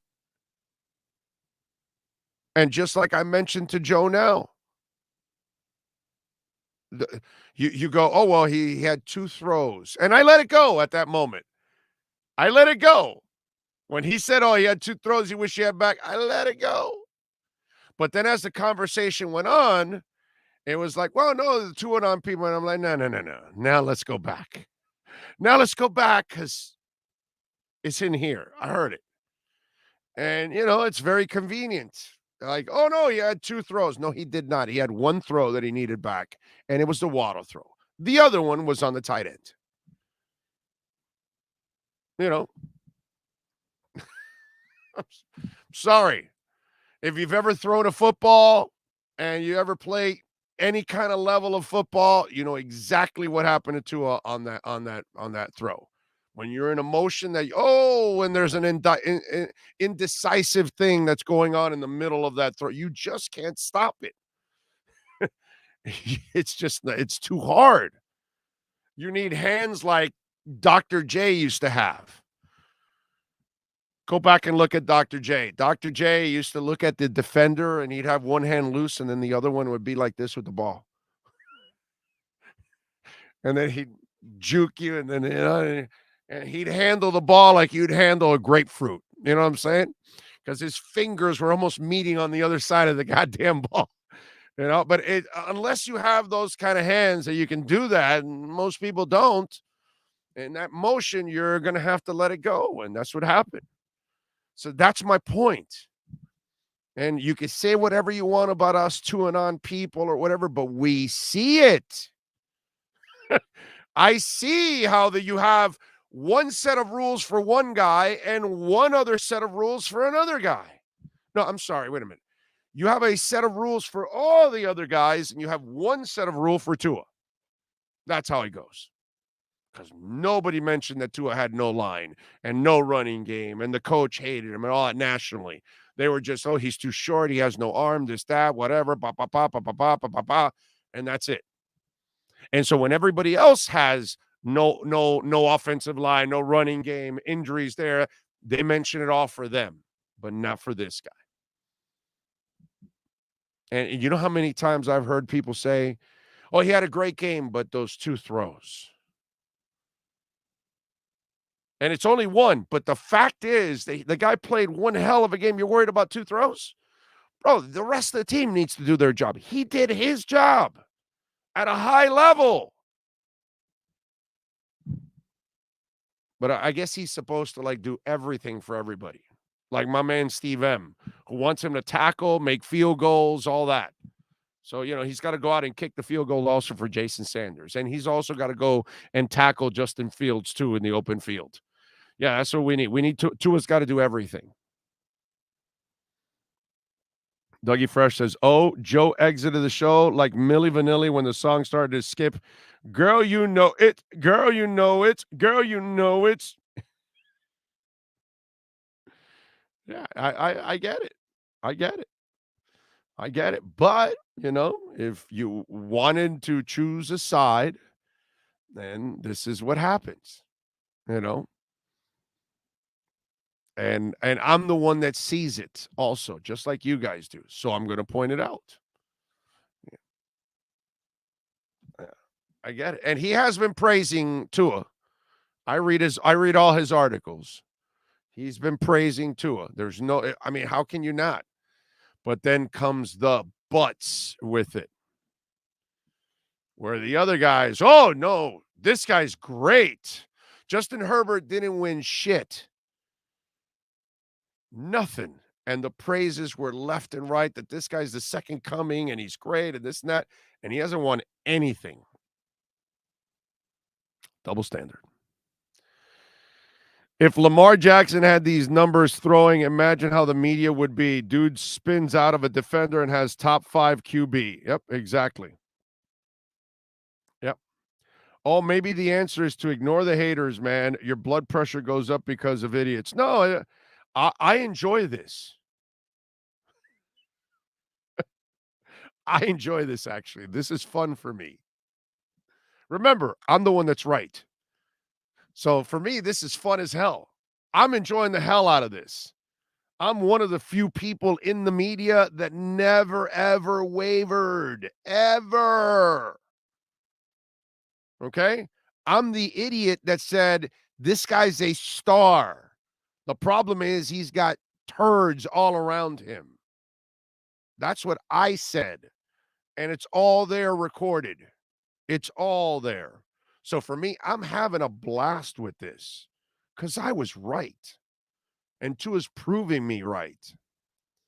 So it's frustrating that most are being proven wrong. And the fans are constantly reminding them on emails, tweets, texts, DMs, all that stuff. So it is a pain in the ass. I get it. I understand. It's the same thing as Chris Greer. Same thing, dude. You know how many people I had for years? Well, no, he's been part of the problem. He was here for the last 20 years. No, how would you hire him? That lazy ass line. Where are all those people? How come they don't reach out to me again and say the same stupid line? Because they're wrong and I'm right.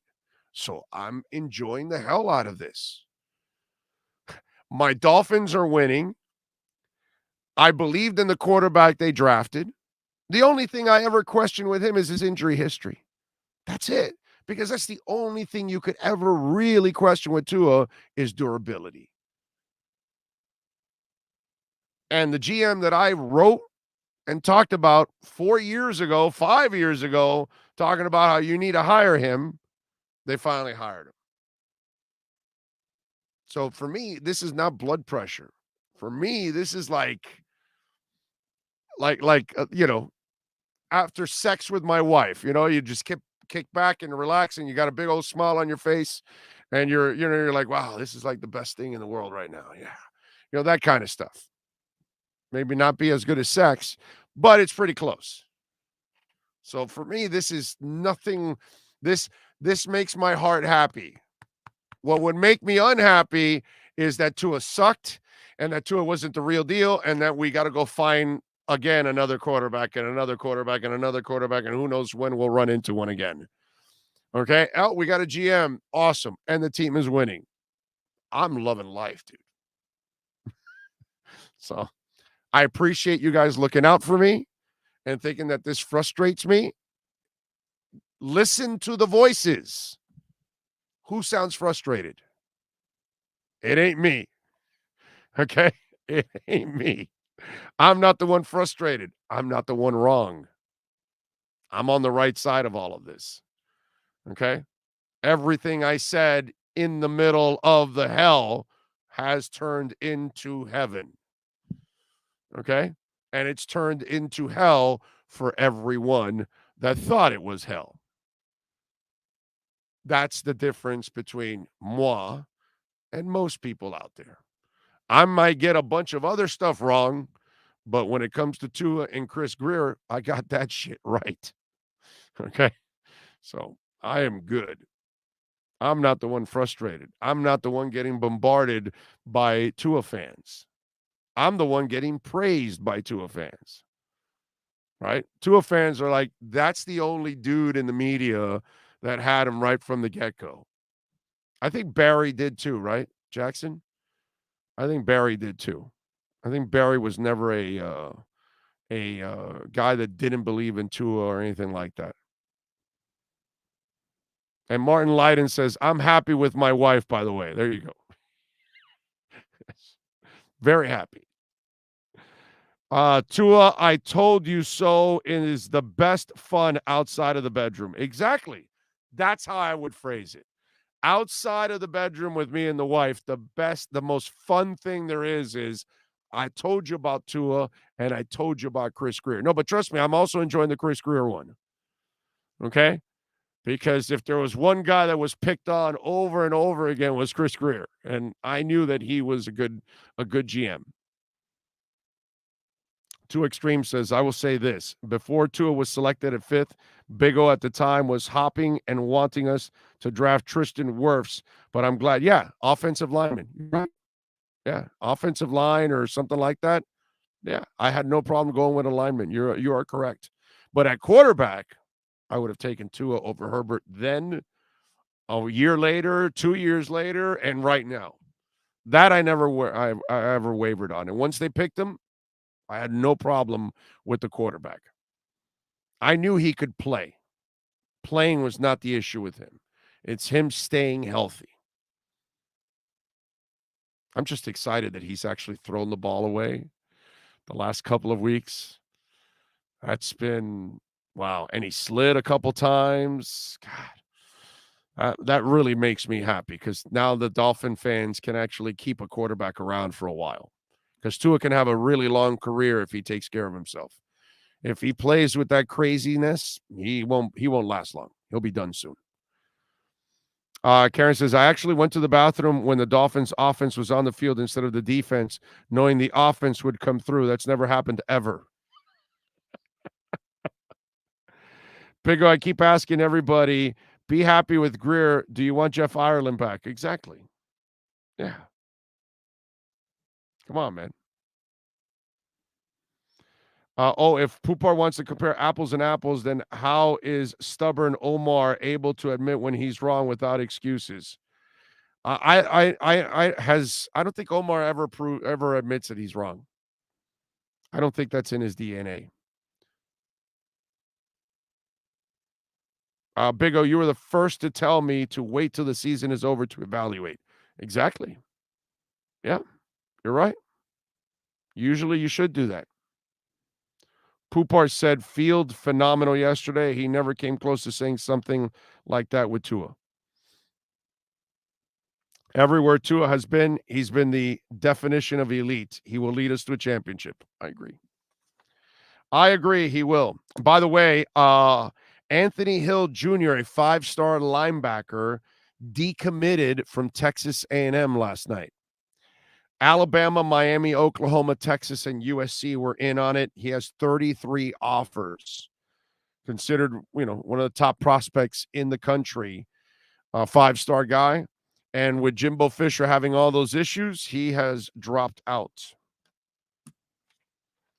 I wonder if Miami will be able to. The thing is that place is a disaster, and Miami looks like a disaster. Wow. 76 is not bad. Dan McCafferty, the lead singer of Nazareth, has passed away at the age of 76. R.I.P., Mr. McCafferty. Love Hurts. It's a great song. If you've never heard Nazareth, Love Hurts, go check it out. And then after, you can go check out God Don't Messin' With an SOB. Good song too, by the way. Anyway, rest in peace, Mr. McCafferty, 76. Not bad. It's not bad. That's a pretty good life there. You get into the 70s, you get into the 80s. That's it's pretty much a blessing. You get into the 90s, you are studly. That is some strong stuff right there. Big D says, I have to admit, I had no faith in Ross' career-led Dolphins. Pleasantly surprised. Yeah. Can I tell you something? Can I tell you something that I've always thought of all my life? Not all my life, but for the last few years.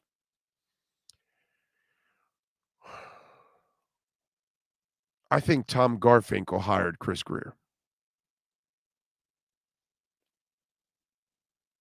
Okay? I'll leave it at that. All right? I think Tom Garfinkel is the guy that came with the logic and probably knew what was going on behind the scenes, because Stephen Ross really doesn't know football.